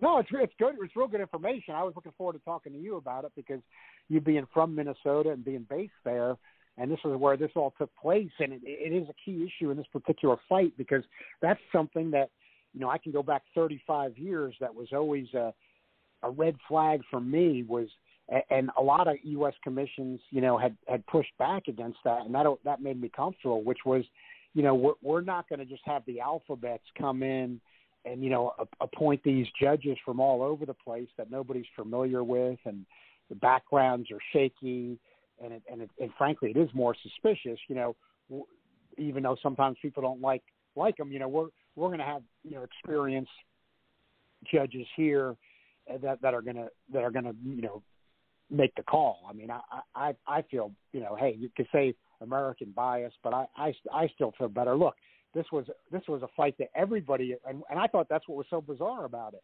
I mean, this was a fight everybody agreed with was a robbery, and it was a Venezuelan fighting an American in the United States. I mean, which is utterly, so for biases to come in. That just proves the whole scenario. Yeah, exactly. It's so weird. It really does makes it stick out. It really does because, again, but then you had, the WBA getting to appoint the judges in this bout. And, Minnesota has had a good boxing surge in recent years, and everybody watching it, I've talked to other people about it. They like the atmosphere they see there. Like you said, fan base in tough times for boxing. Fan base seems solid, and obviously that's why PBC keeps coming back. And you've had some Minnesota fighters like Truax and Jamal James among others. So they had a reorganization probably helped, but I'm just speculating, and then better than me. It might be just with this recent surge that. That their commission probably needs to be a bit stronger. Yes. As they're getting more cards and higher profile cards. I mean, heck, they've had, Fox is still Fox even with lower numbers and right. with some of the fights we talked about. So, they've had Fox shows, that's national TV coming from there. And it might have been that reorganization you mentioned was good and needed, but maybe with this recent surge of the last few years and sometimes you do see that in other states, even some of the bigger ones. I noticed then there's sort of a reorganization and they get new people or strengthen some things. It would seem that, with boxing, at least, having a bit of a surge in Minnesota that maybe it's just where now the commission has to be strengthened a bit. Probably that would be it. If they're going to keep getting fights like that, it's something that they hadn't had. Like you said, this is different from days in past years when Minnesota had kind of slipped to be just kind of part of a Midwest circuit where there were some club fights where guys went through and picked up some wins. I mean, of course, Oklahoma used to be like that until they got the casino business going and stuff like that. Things change. I mean, remember, because a lot of these were on USA, and it did come out of nowhere. But what was that? Like in Mississippi, all of a sudden they started having all those fights, on the Gulf Coast. Yeah. And Louisiana. At that casino too. That casino, like those it's not that those commissions necessarily got great, but you did see them like sort of improving because there were so many fights that and they were on national TV, national cable that they had to kind of strengthen their game, get better. It might be kind of like that here. That this is just a lesson that you can't let the WBA come in and start calling shots or are influencing things. So yeah, but it was, you know, it was bad, and then, you know, you saw the coffee that's going back a little, but you'd imagine this one was even worse. I mean, that Michael Coffey card, even with Mielnicki and Spencer, I mean, and you know, they're just prospects, but still they've been seen and they're known. They're kind of popular in their own way. I mean, that wasn't even enough, and of course, Coffey flopped miserably in the main event. But the numbers were really poor. They were really poor for that one. I think 652,000. We're talking national TV. I mean, you're talking well under $1 million. And then I would imagine this one actually could have been worse. So, you know, with that. Yeah, I think I remember seeing the overnight, and it was in the same ballpark. So that kind of tells you right there. Yeah, you know, Devin. You had the corpse of Devin Alexander. You hate to be that mean. I mean, but you know, walking around. No, it's true like though. He's completely washed. Yeah, look like. I mean, I said it in seriousness. I don't want the guy to get hurt, but if you're going to do stuff like that, I mean, if PBC is going to insist out of loyalty of keep letting him fight and from God knows why he was on a Fox card, but they're going to do something like that. Heck, put him in with Spencer. I mean, might as well, you know. That's true, right? Yeah, I because mean, then all of a sudden that's a real good fight for him, you know. Like, hey, all right, this is an old vet, you know. People know this name or whatever, you know. Yeah, instead of having Spencer fight some guy that's, you know, 8-4 that nobody's ever heard with no KOs and everybody's ever heard of. I don't want, you know, Devin Alexander to get hurt, but if he's going to keep fighting anyway, let him get paid a little more and just put him in with Spencer or something like that. I mean, you know, I don't want to see these guys in fights like that. I mean, and you know, Mielnicki, especially when you had a nice crowd there for Vito too. You know, it's kind of like, damn, you got to take advantage of that. Yeah, Jersey. I mean, you know, I was disappointed. You know, when and a little bit I know Coffey was going to get knocked out, but you know, when Washington was going to be in the main event, I was thinking about attending that personally myself, and I like Mielnicki. Some people don't like Spencer. I don't quite get it. I mean, I think he's a good prospect. You know, so I was interested in that. It wasn't the greatest card, but Fox and Jersey, Mielnicki's from New Jersey. But yeah, then you had the card change, and you know, he still brought some people out. You could see that there was some local crowd people, even for some of those fights they were showing later on FS1. There was a heavyweight from Patterson on there. That was cool. I liked that because you could see these little sections, you know, of people rallying for their guy. That was really cool. Yeah, I mean, when I'm in Jersey, Patterson's in my county, Passaic County, so I noticed that. I'm like, heck, there's, just like you described it, exactly what it was. There was like these little sections of you know, you had Mielnicki, his people from Jersey, and you know, the heavyweight from Patterson, and you know, there was you know, of course, Coffey is from New York, and you know, right across the river there. So, I mean, it looked like for the situation in that card, the live crowd was lively and okay, but just not a good card and opponent matchups for regular Fox. Just, you know, a lot of bad. You know, a lot of bad stuff going on like that, and it's not just PBC. I mean, I'm with you. A lot of people like to beat up on PBC, but I'm just going to throw it out there because we got to keep it balanced. I mean, you know, did anybody's revolution of the zone for boxing, you know, think it was going to be club fighters from the UK being shown at 3:00 in the afternoon in the US? I mean, that's not much of a revolution, and you know, even though it's somewhat game changed. It's like, well, I don't see too much changing actually. Maybe who's broadcasting it, you know, like on the mic, they changed that. That's about it. Yeah, I mean, what the hell is that? And then you know, again, people are not realistic because then they say, and I'm going to watch it and I have interest in it, but Virgil Ortiz, Kavyalovsky. Okay, but Virgil Ortiz is a minus 1,100 favorite. I mean, you know, if that fight, you know, if it was on PBC on Fox and Virgil Ortiz was a minus 1,100 favorite, we know that faction of people would be screaming, saying, "What, you know? Oh, yeah, well, yeah, you're saying it's a good fight, but Ortiz is a minus 1,100 favorite, and we all know what's going to happen." But you know, on the zone, you have clowns saying it's a 50-50 fight. It's not a 50-50. It's not a 50-50 fight. Ortiz is a minus 1,100 favorite. He's a massive favorite. Yeah, better not be. if we think Virgil Ortiz is something, this better not be.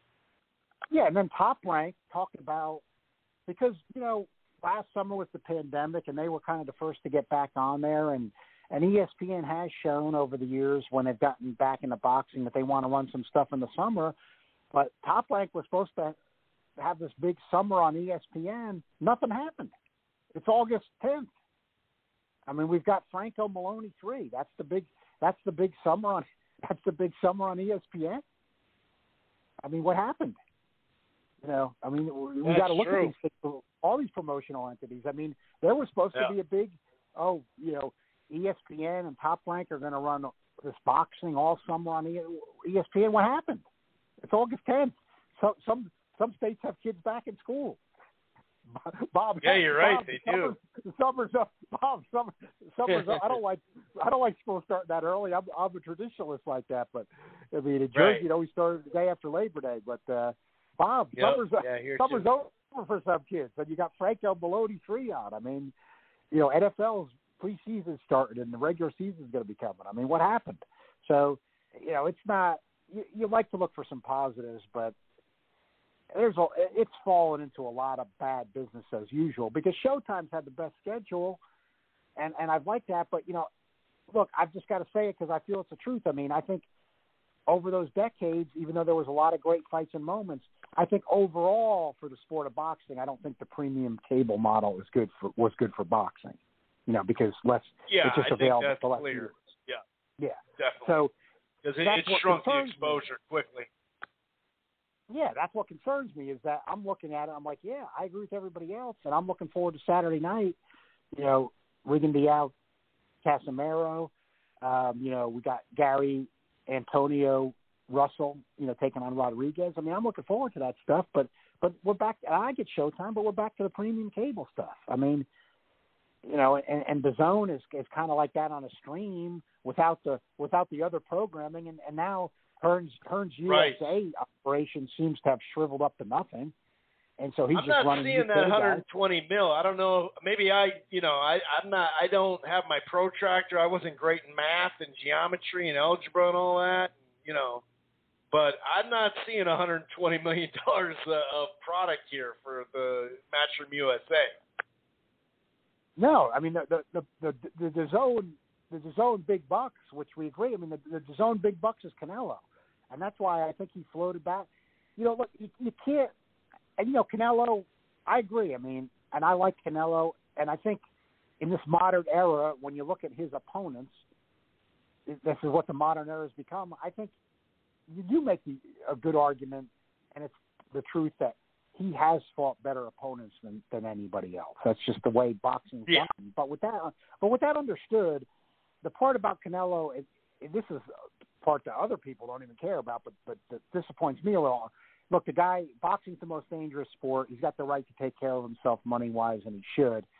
It seems like he did that with the Zone, and he's kind of content to just kind of keep with that, because he was the guy that got the big, $30-40 million fight, whatever, automatically with that contract. Some fights they overpaid on, but I'm with you. We don't see Hearns Matchroom USA. I mean, what fights are they? What good fights are they giving us? I mean, it's not. It's Canelo and everybody else. I mean, it's not that you're.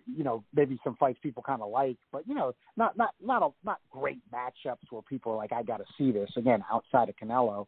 But they even pushed back Dillian White's fight now again.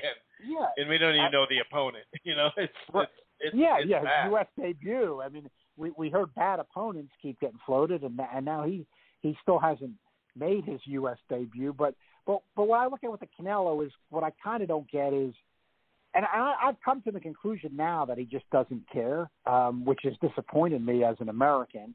And I'm not saying boxing is only about the U.S., but the U.S. drives boxing. It has always with the money, let's face it. And it does, look, even with music and stuff, let's face it.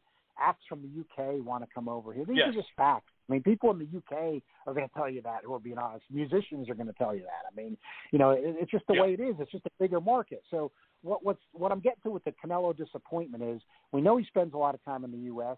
We always figured he could speak English, and he's speaking it pretty well and pretty entertaining and funny. That's all good. like this would all be great, but what I don't get, I'm disappointed in him because now he's got enough money. Let's face it.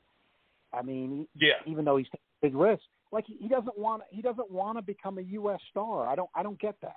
I mean, that's what I don't get. I mean, all his fights are in the U.S. I know that, but I think you know what I mean. Like he's just not focused. He's just not focused on being a U.S. star. That's the part that it seems to me that he just doesn't care about.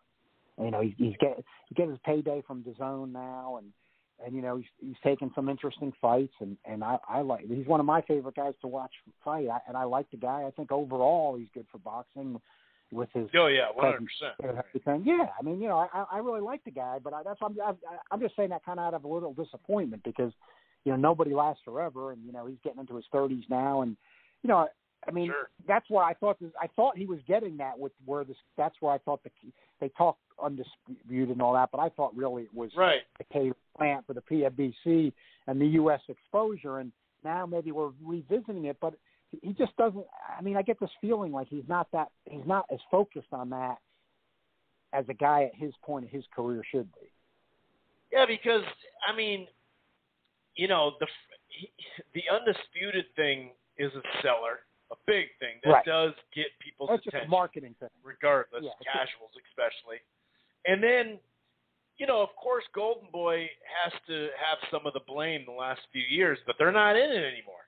So now it's been 3 years in a row that you've missed the Mexican Independence weekend. Like, I just don't – that one throws me off. You know, we threw Golden Boy under the bench or under the bus last year because obviously they did lie to Canelo and they did him wrong, you know, on the contract and sign something different to DAZN without him knowing. And clearly he's out of that contract now. But, you know, you start to go, okay, well, it just wasn't only Golden Boy because here we are again. The guy's potentially, you know, allegedly getting an upfront guarantee money, the biggest upfront money he's gotten.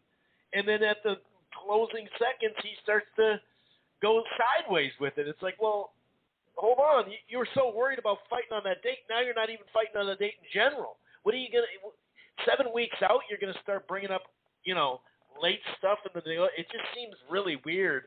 And it does kind of like – it's almost like that guarantee money. And we've seen that, you know, with contracts – with promoters, right? You get a contract, okay, we're going to get lazy with it. Okay, we got the contract, forget it, you know. So, or the output deal. HBO for a while had the Golden Boy output, and you know that did good, but then bad, the blah blah blah blah blah. But yeah, you're right. It's kind of like, you know, he got some credit this year because of his fight schedule, and he was active, and we knew who he was fighting, so we were okay with Yildirim because we knew what was coming in May. Okay, that's great.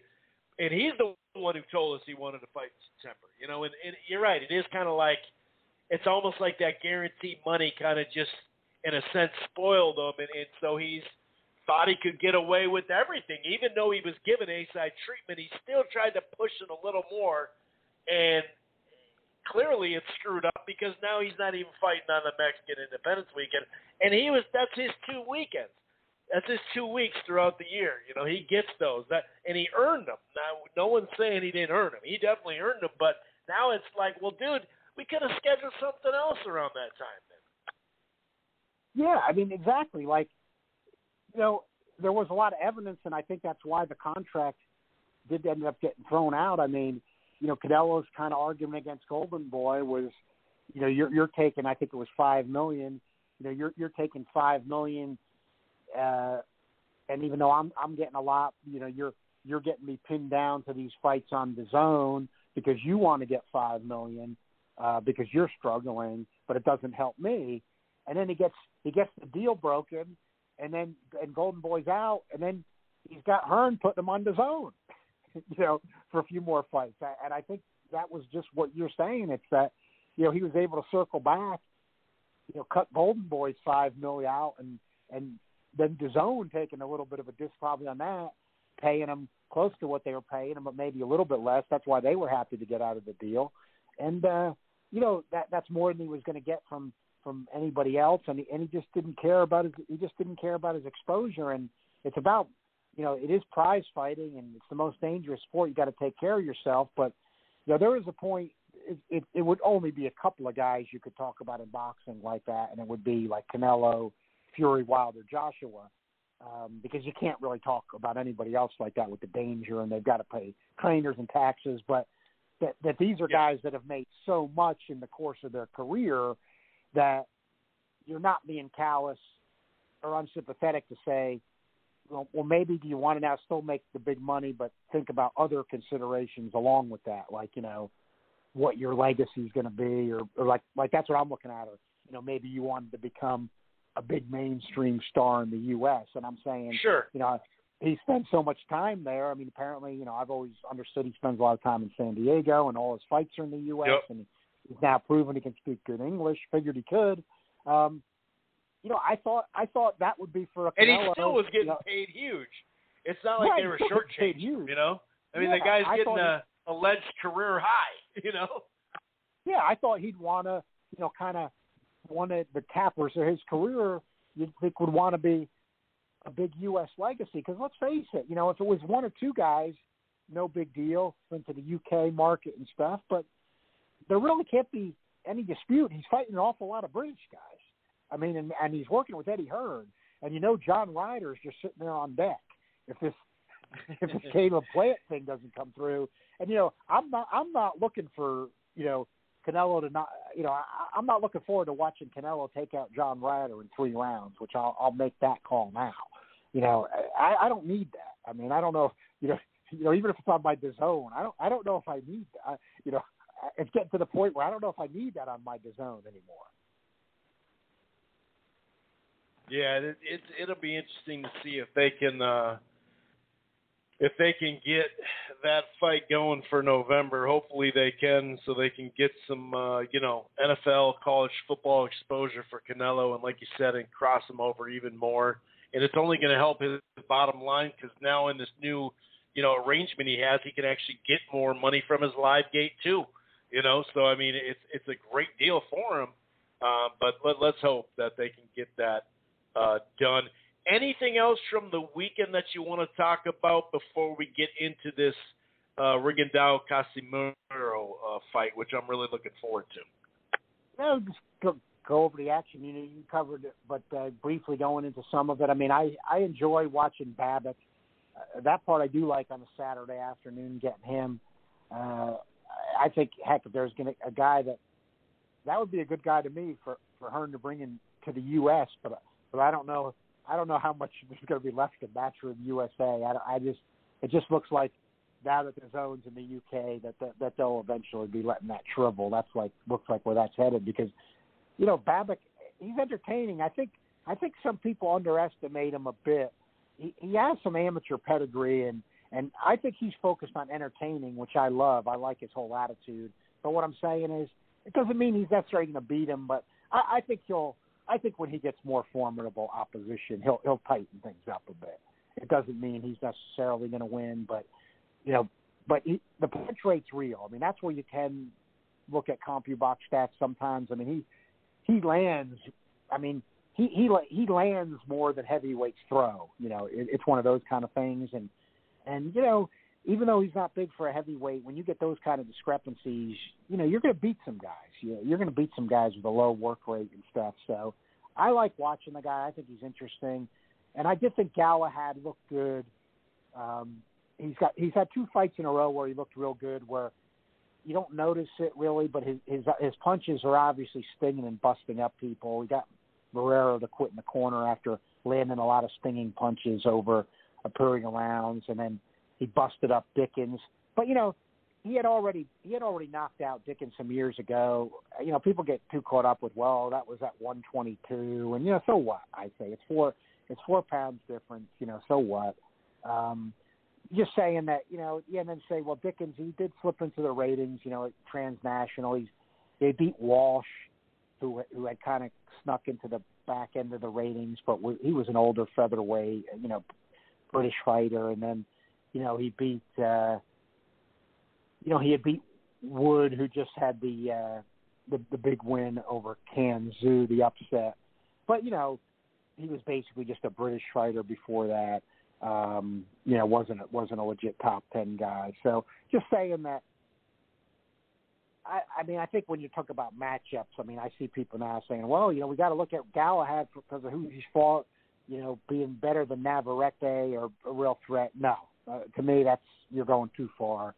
Navarrete's on a roll, no matter who he's fighting. He's just a difficult style matchup. He's got the power, the volume, the size for the weight. He's going to be very, very tough for anybody. And I think when people are talking about Galahad on that level, they're getting carried away. Hearn signed Galahad after the fight. He actually didn't have him signed for this fight. And Galahad seemed a little bitter. He was flirting with PBC recently before this fight, but apparently he signed a deal now with Hearn. I think the part about that might not be that good.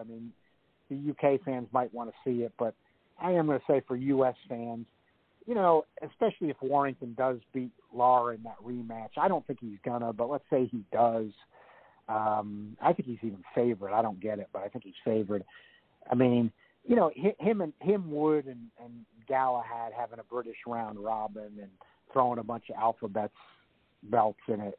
Wood's got the WBA regular now, and Galahad's got the IBF as he was. Him and Dickens. This was an IBF title fight. I don't know if that's all that thrilling. Warrington and Galahad have already fought once, and Wood. I don't know. I don't know if that's. These are some of the things that concern me for upcoming in the future as to what we might be getting and not getting. You want to be optimistic, but I think there's some reason for pessimism.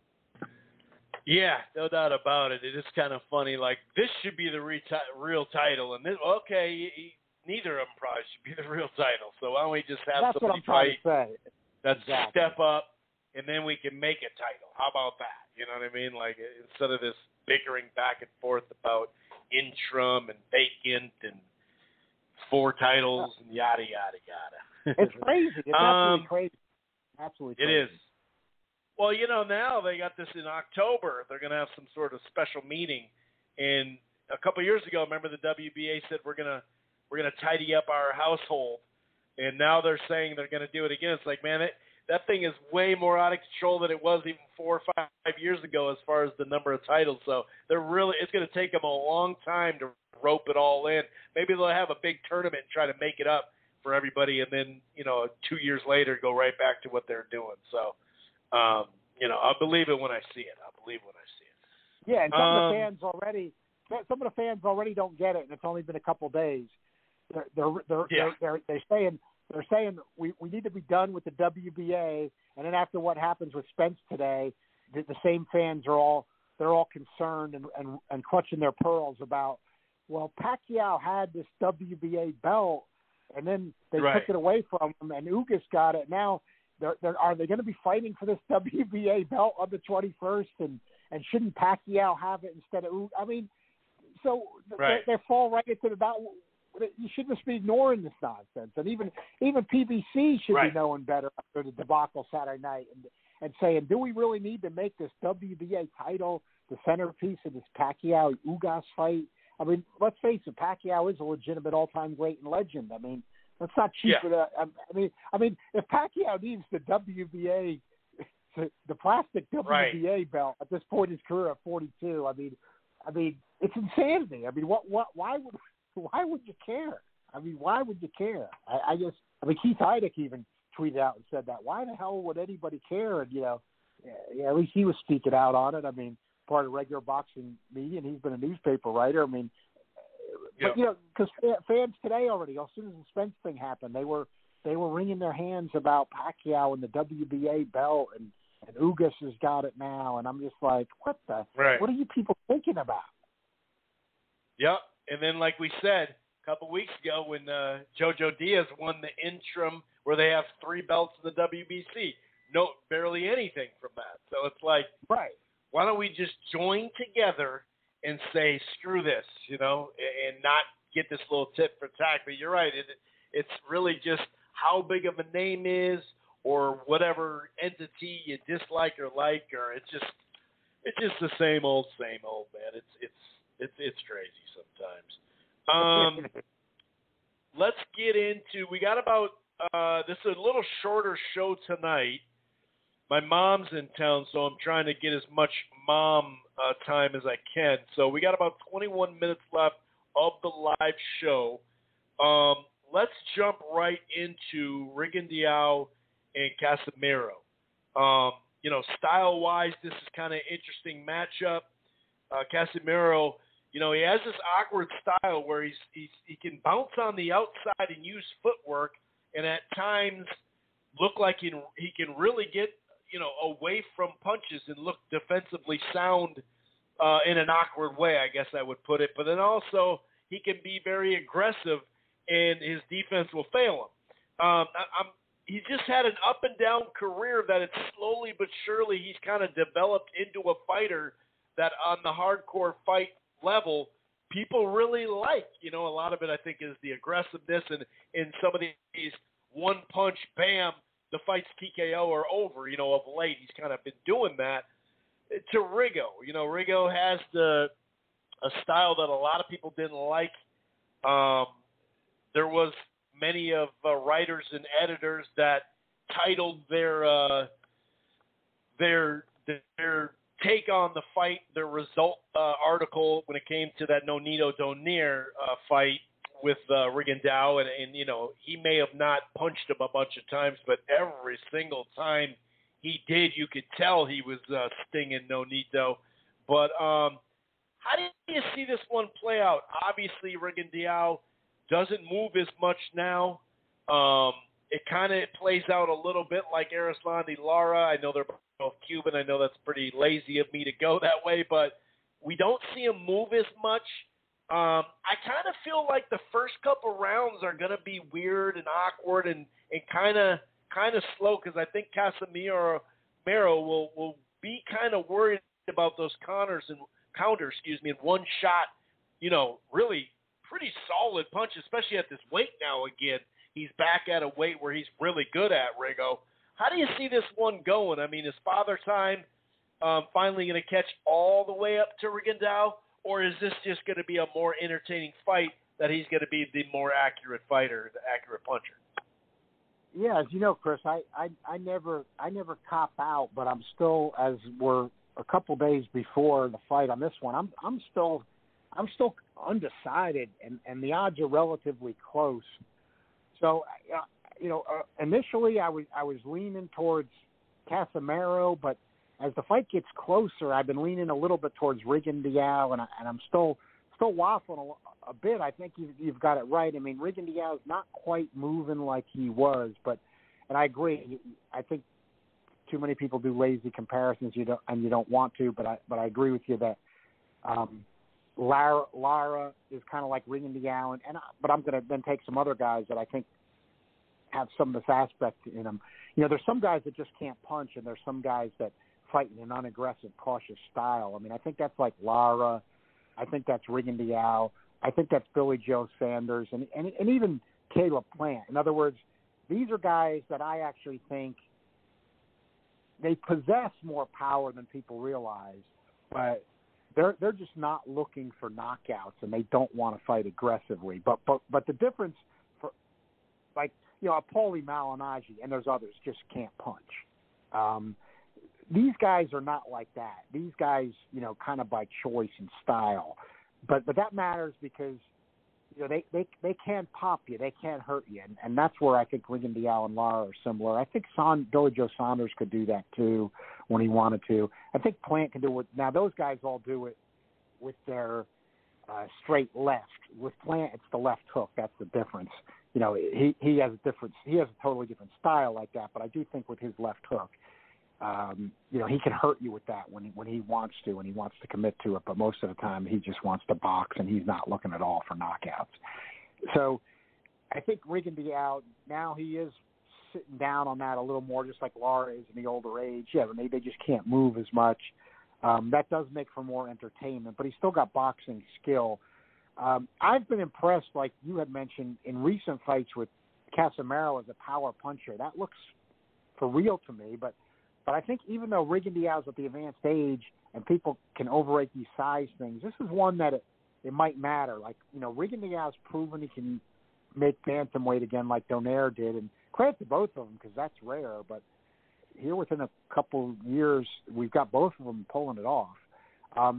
So, Rigondeaux's a pretty good-sized bantamweight, and, with good pop in that left hand. And Casimero showing that power, but, height-wise, he's not that tall. He was a flyweight. So, that's when you start looking at this stuff a little more. You had Rigondeaux fail against Lomachenko at 130 pounds. A lot of times people overrate the weight class things, but, 118 to 130, 12 pounds down there, that's a lot of difference. So what I'm saying is Rigondeaux proven he can make the weight now at 118, doesn't appear weak. He's got good size, so even at that advanced age, you lose the quickness, but as Donaire has shown in recent fights, he's going to be hitting pretty hard for a bantamweight, even though he's a boxer. So I think, he might be able to hurt Casimero, but I think Casimero is going to be able to hurt him too. And then what I get to is, I think Rigondeaux, still even at the advanced age, he has the boxing skills that he's going to be making Casimero miss some, but will he be throwing enough, to win rounds if it starts going the route? And, maybe they've each stung each other a little bit or something like that. Can Rigondeaux have the work rate that if it's going to go to a decision, that he can get a decision? It's a tight call, and I think really at Rigondeaux's age, the way Casimero's been punching, against Tete and Micah in his last couple fights, it's not impossible that carries over. He's the younger man. Maybe he's able to unload on him if Rigondeaux's just too far over the hill. It's a pretty darn intriguing fight. I'm leaning right now. I changed, actually. I was leaning towards Casimero with the power, but now I'm leaning towards Rigondeaux, even at the advanced age, with that size for the weight and the skill, and Casimero being a little bit smaller, that he might just be able to neutralize him enough and win this thing. But I'm still waffling on this one. But that's the way I see it right now. Yeah, it's tough, and I do like what I see as far as seeing a plus 170, plus 165 for Rigo. I definitely will take a flyer out on that. I'm laughing. Sorry to interrupt, Chris, but I think that's what swung me. I was leaving Casimero. Yeah, right. And then I said, plus 170. I said, Rigondeaux, man, I thought he could win this fight. I mean, I'm looking at a plus 70. Right. I'm thinking that. I may just be thinking he can win this fight. Yeah, exactly. Like, that looks pretty nice there. Yep.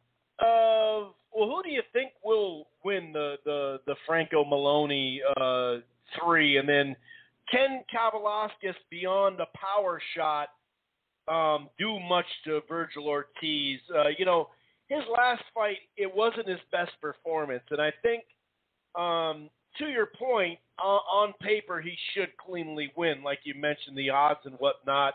I think there is a little bit more interest, not the 60-40 or 50-50, like you were talking about with some people on Boxing Twitter, but I think people are just hung up on the combination of Ortiz not looking his best his last fight, and also the Mean Machine, rightfully so, earned a knockdown, or he should have earned a knockdown against Crawford. I think the combination of that has people thinking this is going to be a tighter fight.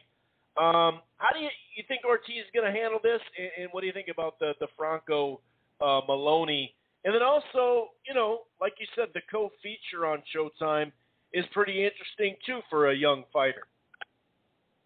Yeah, I first I'll go with the Ortiz and Kavaliauskas. I do think there's some interest in that.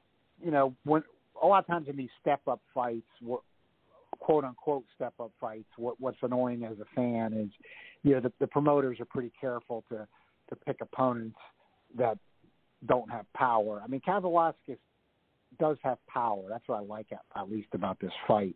I feel confident Ortiz is going to win it, but at least he's got power. But I was always lukewarm on Kavaliauskas, and where I kind of where I kind of went from lukewarm to getting a little more down on him was, when he had that draw with Ray Robinson. I mean, he just, you can have a bad night, but yeah. he's never impressed me that much before that. And, has some power, but kind of plodding, ordinary boxing skills, and never overly impressed me. Wasn't terrible, never overly impressed me. But then when I saw the draw with Robinson, I watched that fight, and I was like, the guy never impressed me that much, and now he's fighting Robinson, who's just, a more credible opponent, but really a guy really just always even outside the legit top 10, and, he couldn't handle him.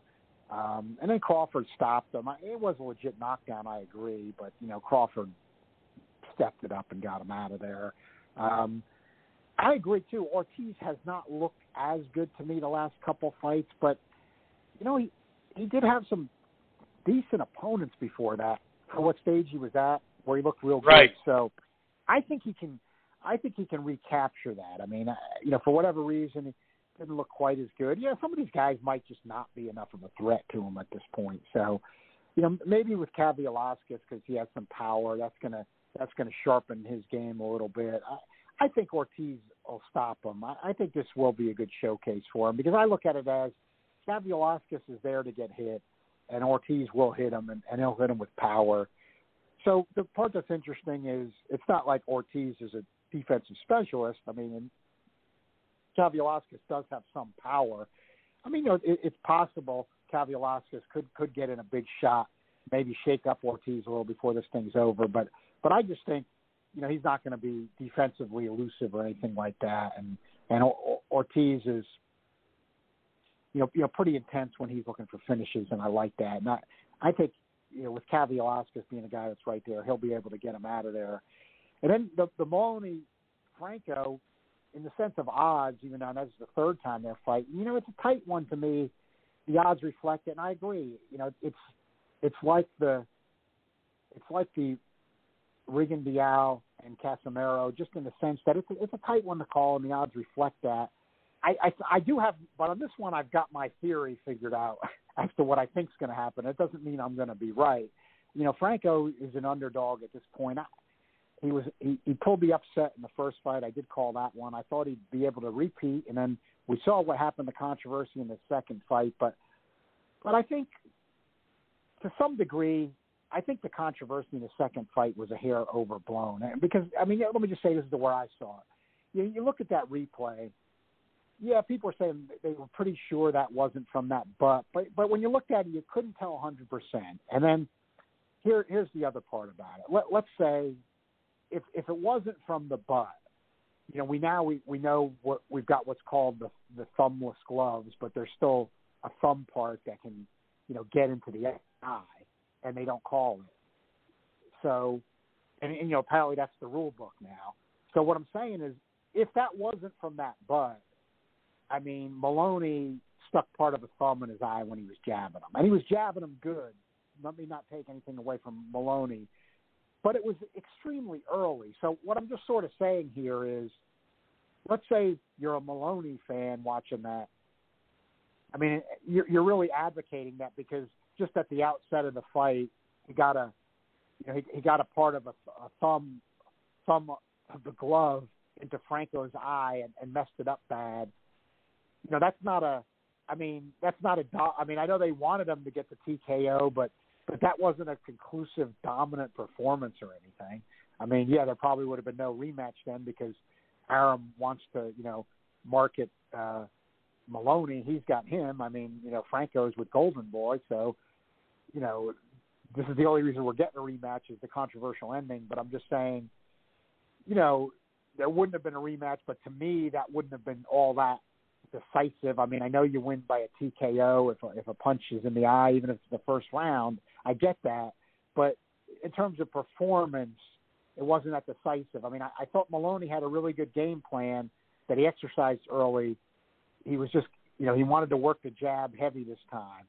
And it looked like Franco wasn't quite prepared for that. And he was taking a lot in the eye. And then, either the butt or that partial thumb, it looked like, caused that eye injury. But what I'm saying is that I don't think that would have lasted. I mean, it was so early, and I was just looking at one or two punches, but it was intending on being aggressive. He basically had Maloney about out of there in the first fight, and it looked to me like a couple of shots with the right hand that Franco did land in that very, very brief time in that fight.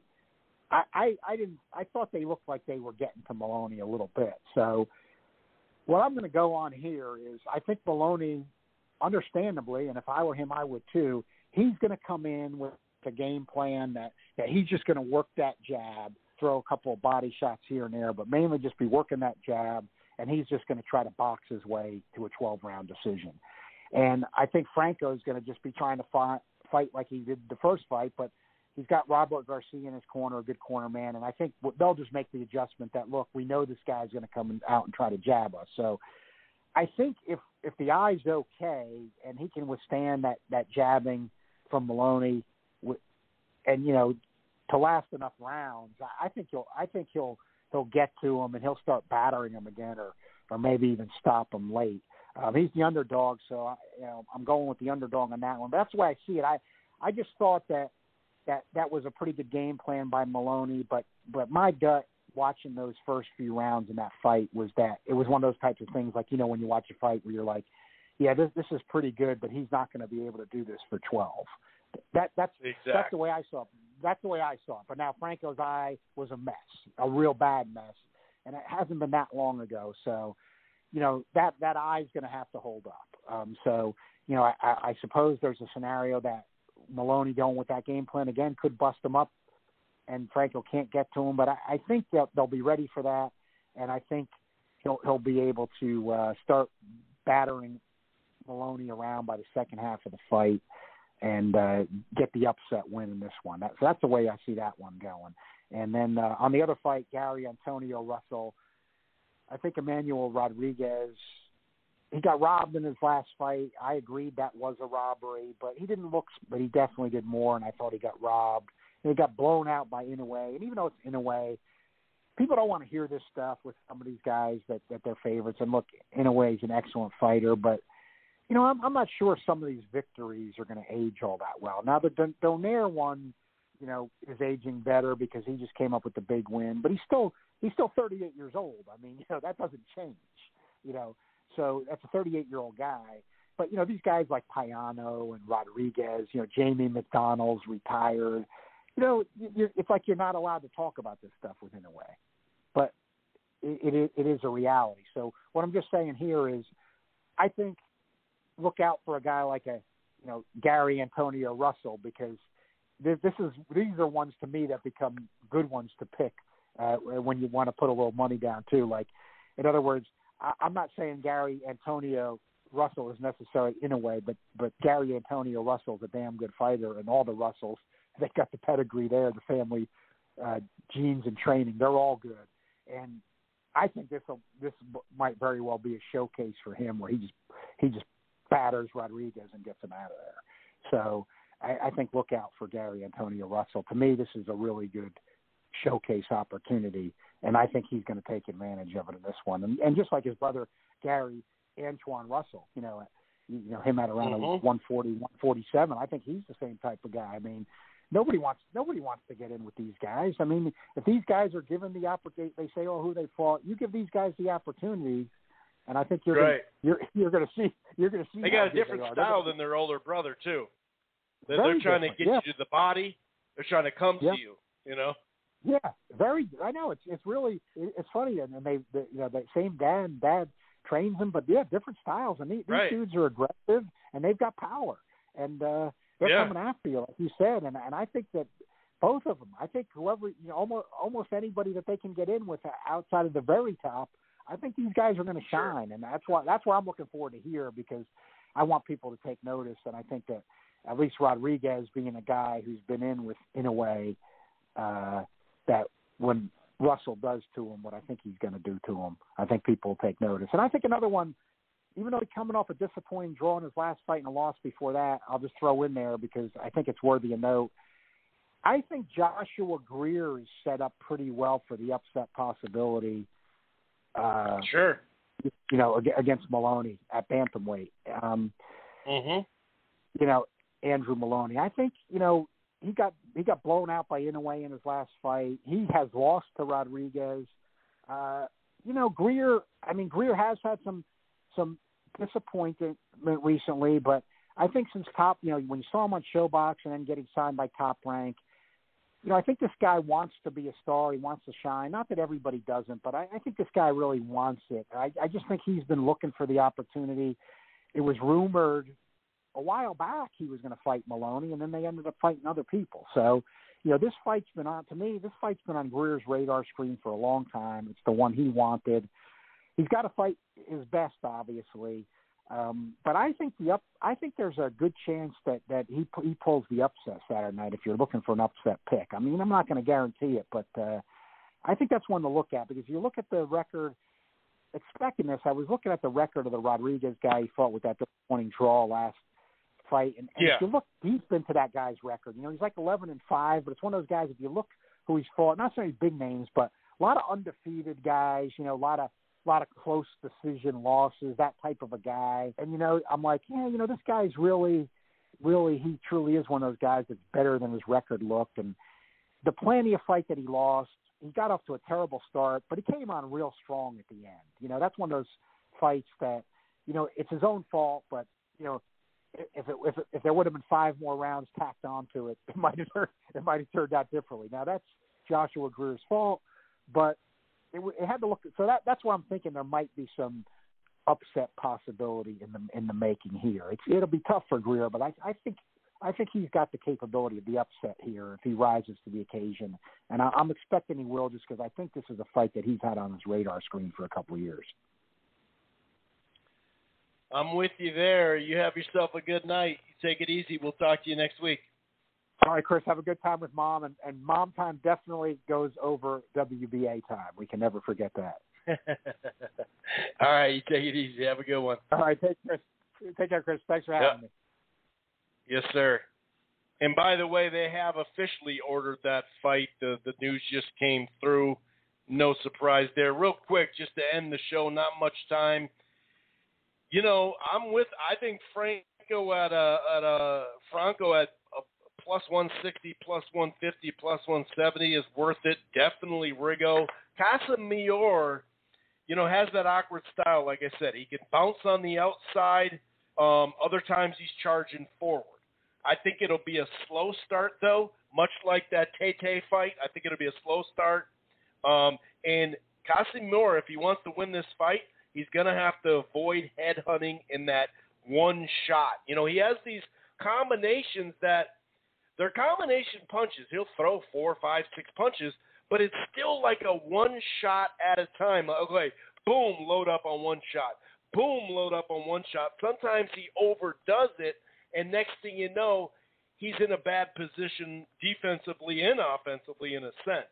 So he does have active footwork, fast and all that, but I'm going to go Rigo. I think he's more offensive-minded now. I think the accuracy and the intelligence will be actually what's going to win the fight. Could he grow old overnight? Sure. But he's engaged more, not just in general, but on the inside, not relying on his legs as much.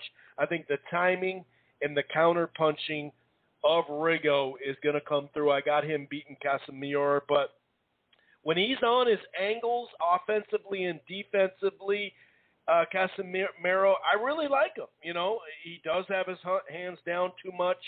So sometimes he's wide open on defense. Like I said, he loves to throw combos, but they're this one-punch load-up at a time, which I think will get him in trouble. So look for kind of an exchange or counter shot where Rigo just wakes his ass up, whether that's, I'm not saying he's going to knock him out, but I do think he'll get it. Virgil Ortiz will win. I actually think he'll TKO stop Mean Machine. I got Franco. Gutierrez Alvarado is another fight. I got Russell. It's literally about to cut me off here. So I'm going to get out of here. We'll be back next week. Peace.